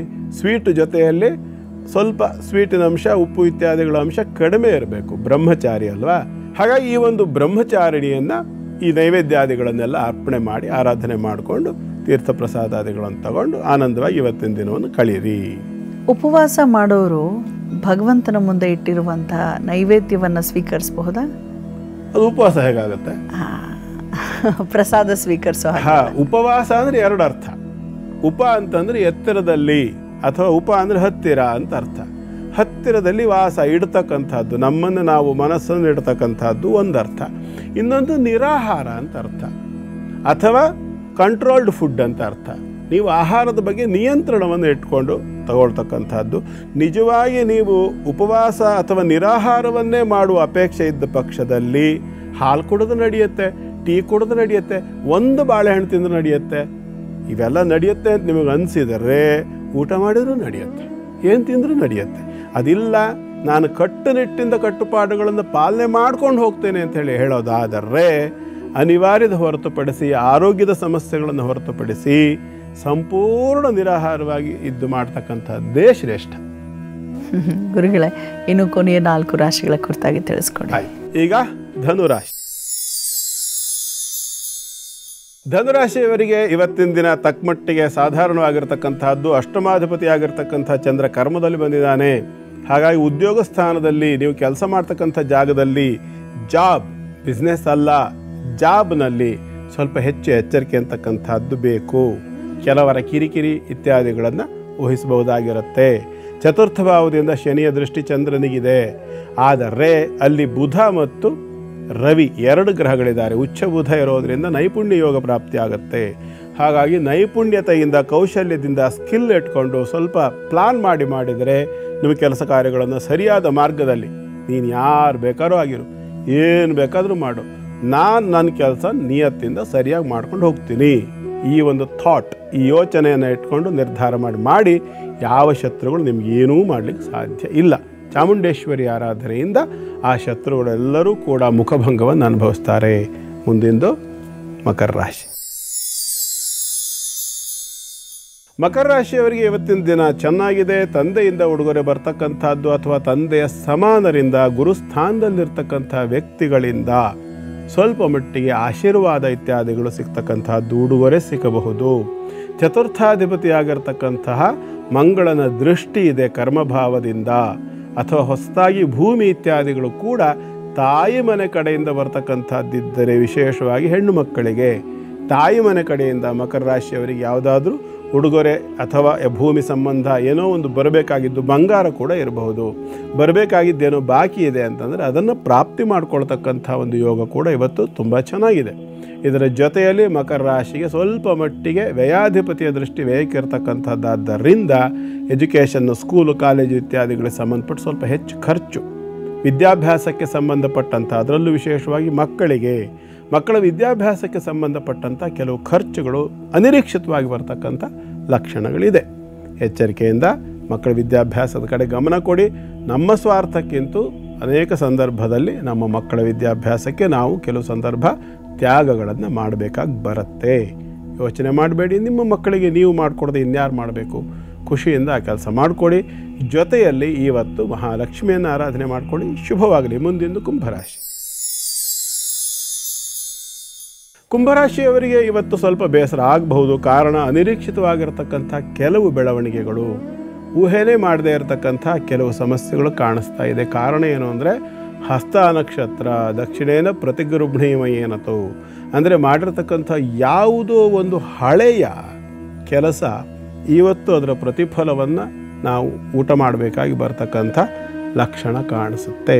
ಸ್ವಲ್ಪ ಹೆಚ್ಚು ಎಚ್ಚರಿಕೆ ಬೇಕು. ಯಾಕೆಂದರೆ ದ್ವಿತೀಯದಲ್ಲಿರ್ತಕ್ಕಂತಹ ವ್ಯಯಾಧಿಪತಿ ಶನಿ ಅಷ್ಟಮಕ್ಕೆ ದೃಷ್ಟಿ ಕೊಡೋದರಿಂದ, ಅಷ್ಟಮಾಧಿಪತಿಯೂ ಅಲ್ಲಿರೋದರಿಂದ, ಪೂರ್ವ ಪುಣ್ಯಾಧಿಪತಿಯೂ ಅವನೇ ಆಗಿರೋದ್ರಿಂದ ನಾವೇ ಅರ್ಥಾತ್ ನೀವೇ ಮಾಡಿಕೊಂಡಿರ್ತಕ್ಕಂಥ ಯಾವುದೋ ಒಂದು ಕಾಲದಲ್ಲಿ ಮಾಡಿಕೊಂಡಿರ್ತಕ್ಕಂಥ ಅಚಾತುರ್ಯ ನಿಮಗೆ ತೊಂದರೆಯನ್ನು ಮಾಡ್ತಕ್ಕಂಥ ಲಕ್ಷಣ ಕೂಡ ಇದೆ. ಇದರ ಪರಿಣಾಮವಾಗಿ ಅತಿರೇಕವಾಗಿ ಬೇಸರ ಇತ್ಯಾದಿಗಳು, ದುಃಖವಾಗ್ಬೋದು, ಭಯವಾಗ್ಬೋದು, ಚಿಂತೆ ಆಗಬಹುದು, ಗಾಬರಿ ಆಗಬಹುದು, ಇವೆಲ್ಲವನ್ನು ಊಹಿಸಬಹುದಾಗಿರುತ್ತೆ ಇವತ್ತು. ಹಾಗಾಗಿ ಸ್ವಲ್ಪ ಹೆಚ್ಚು ಎಚ್ಚರಿಕೆ ಬೇಕು. ಮಾತೃ ಸಹ ಗಣೇಶ ಅರ್ಥಾತ್ ಏನು ಅಂತಂದರೆ ಶಕ್ತಿ ಗಣಪತಿ, ಪಾರ್ವತಿಯ ತೊಡೆ ಮೇಲೆ ಕೂತಿರ್ತಕ್ಕಂತಹ ಮಹಾಗಣಪತಿಯನ್ನು ಆರಾಧನೆ ಮಾಡಿಕೊಳ್ಬೇಕು. ಅವನನ್ನು ಶಕ್ತಿ ಗಣಪತಿ ಅಂತ ಹೇಳ್ತಾರೆ. ಶಕ್ತಿ ಗಣಪತಿಯನ್ನು ಆರಾಧನೆ ಮಾಡ್ಕೊಳ್ಳಿ. ಶುಭವಾಗಲಿ. ಕೊನೆಯದಾಗಿ ಮೀನರಾಶಿಯವರಿಗೆ ಇವತ್ತಿನ ದಿನ ತಕ್ಕ ಮಟ್ಟಿಗೆ ಉತ್ತಮವಾಗಿದೆ. ನಿಮ್ಮ ರಾಶಿಯಲ್ಲಿ ಲಾಭ ವ್ಯಯಾಧಿಪತಿ ಆಗಿರ್ತಕ್ಕಂಥ ಶನೇಶ್ವರ ಇರೋದರಿಂದ ಸ್ವಲ್ಪ ಆದಾಯ ಅಥವಾ ಖರ್ಚು ಇತ್ಯಾದಿಗಳು ಏನೂ ಇಲ್ಲದ ಒಂದು ನ್ಯೂಟ್ರಲ್ ಸ್ಥಿತಿ. ಇವತ್ತು ಆದಾಯವೂ ಇಲ್ಲ, ಖರ್ಚು ಅಷ್ಟೇನೂ ಇಲ್ಲ ಅಂತಕ್ಕಂಥ ಒಂದು ಪರಿಸ್ಥಿತಿಯಾಗಿ ಕಾಣಿಸುತ್ತೆ. ಪಂಚಮಾಧಿಪತಿ ಆಗಿರತಕ್ಕಂಥ ಚಂದ್ರ ಬಂದಿರೋದ್ರಿಂದ ಸಾಕಷ್ಟು ಉತ್ತಮವಾಗಿರ್ತಕ್ಕಂಥದ್ದನ್ನು ನಿರೀಕ್ಷೆ ಮಾಡಬಹುದಾಗಿರುತ್ತೆ. ವಿದ್ಯಾರ್ಥಿಗಳಿಗೆ ಕೂಡ ಇವತ್ತು ಸ್ವಲ್ಪ ಮಟ್ಟಿಗೆ ವಿದ್ಯೆಯಲ್ಲಿ ಆಸಕ್ತಿ ಹೆಚ್ಚಾಗ್ತಕ್ಕಂಥದ್ದು. ಸ್ಕೂಲು ಕಾಲೇಜುಗಳಿಗೆ ಹೋಗ್ತಕ್ಕಂಥವರಿಗೆ ಇವತ್ತು ವಾತಾವರಣ ಸ್ವಲ್ಪ ಸಮಾಧಾನಕರವಾಗಿ ಇರ್ತಕ್ಕಂಥದ್ದು ಇತ್ಯಾದಿಗಳೆಲ್ಲ ಕಾಣಿಸುತ್ತೆ. ವ್ಯಯಭಾವದ ರಾಹು ಬಹಳ ಮುಖ್ಯವಾಗಿ, ವ್ಯಯಭಾವದ ರಾಹು ಮತ್ತು ಅಷ್ಟಮದ ಮಂಗಳಾಗಿರೋದ್ರಿಂದ, ಅವೆರಡು ನವಪಂಚಮದಲ್ಲಿರೋದ್ರಿಂದ ಅನಾವಶ್ಯಕವಾಗಿ ದುಂದು ವೆಚ್ಚಗಳನ್ನು ಮಾಡ್ತಕ್ಕಂಥ ಲಕ್ಷಣ ಕಾಣಿಸುತ್ತೆ. ಹಾಗಾಗಿ ಸ್ವಲ್ಪ ಯೋಚನೆ ಮಾಡಿ ಖರ್ಚು ಮಾಡೋದ್ರಲ್ಲಿ ಏನೂ ತಪ್ಪಿಲ್ಲ.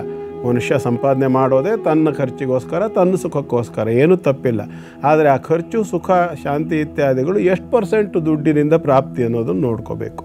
ಎಲ್ಲವೂ ದುಡ್ಡಿಂದ ಪ್ರಾಪ್ತಿ ಆಗಲ್ವಲ್ಲ. ಹಾಗಾಗಿ ಬೆಂಕಿಗೆ ತುಪ್ಪವನ್ನು ಸುರಿದು ಅದನ್ನು ಆರಿಸ್ತೀನಿ ಅಂತೇಳಿ ಹೋದರೆ ಅದು ಆಗದೇ ಇರ್ತಕ್ಕಂಥದ್ದು. ಹಾಗೆ ಕೆಲವು ಆಸೆಗಳನ್ನು ಯಾವಾಗಲೂ ತೀರಿಸ್ತಾ ಹೋಗ್ತೀನಿ ಅಂತೇಳಿ ಹೋಗ್ತಕ್ಕಂಥದ್ದು ಆಗದೇ ಇರತಕ್ಕಂಥದ್ದು. ಕೆಲವು ಸಂದರ್ಭ ಬೆಂಕಿಯನ್ನು ಆರಿಸಲಿಕ್ಕೆ ನೀರನ್ನು ಹಾಕಿದರೆ ಮಾತ್ರ ಸಾಧ್ಯ ಅಲ್ವಾ? ಹಾಗೇ ಆಸೆಗಳನ್ನು ಎಲ್ಲ ಸಂದರ್ಭ ತೀರಿಸ್ಕೊಳ್ಳೋಕೆ ಹೋಗೋದಕ್ಕಿಂತ ಅದನ್ನು ತಾತ್ಸಾರ ಮಾಡ್ತಾ ಹೋಗಬೇಕಾಗತ್ತೆ ಅನಿವಾರ್ಯದಲ್ಲಿ. ಕೆಲವು ಸಲ ಯೋಚನೆ ಮಾಡಿ ದಕ್ಷಿಣಾಮೂರ್ತಿಯನ್ನು ಆರಾಧನೆ ಮಾಡ್ಕೊಳ್ಳಿ. ಒಳ್ಳೆಯದಾಗಲಿ. ಶಾಂತಿ, ತ್ಯಾಗ, ತಪಸ್ಸಿನ ಪ್ರತೀಕ ಬ್ರಹ್ಮಚಾರಿಣಿ ಅಂತ ಹೇಳ್ತಾ ಜ್ಞಾನ ವೃದ್ಧಿಯಾಗಬೇಕು ಅಂತ ಹೇಳಿದ್ರೆ ನೀವು ಬ್ರಹ್ಮಚಾರಿಣಿಯ ಪೂಜೆಯನ್ನು ಈ ರೀತಿ ಮಾಡಿ ಅಂತ ತಿಳಿಸ್ಕೊಟ್ಟಿದ್ದೀರಾ. ಬಹಳ ಅದ್ಭುತವಾಗಿ. ಧನ್ಯವಾದಗಳು ಗುರುಗಳೇ. ಸರ್ವೇ ಜನ ಸುಖಿನೋ ಭವಂತು, ಸಮಸ್ತ ಸನ್ಮಂಗಲಾನಿ ಭವಂತು. ಭಗವಂತ ಎಲ್ಲರಿಗೂ ಒಳ್ಳೆಯದನ್ನು ಮಾಡಲಿ. ನಮಸ್ಕಾರ. ವೀಕ್ಷಕರೇ, ಹೊರಡೋ ಸಮಯ ಆಗ್ತದೆ. ಮತ್ತೆ ನಾಳೆ ಅಂದರೆ 3ನೇ ದಿನ ನವರಾತ್ರಿ ಚಂದ್ರಘಂಟಾ ದೇವಿಯನ್ನ ಹೇಗೆ ಆರಾಧಿಸಬೇಕು ನಾಳಿನ ಧರ್ಮಜ್ಯೋತಿ ಕಾರ್ಯಕ್ರಮದಲ್ಲಿ ತಿಳಿದುಕೊಳ್ಳೋಣ. ಹೋಗಿ ಬರೋದಾ? ನಮಸ್ಕಾರ.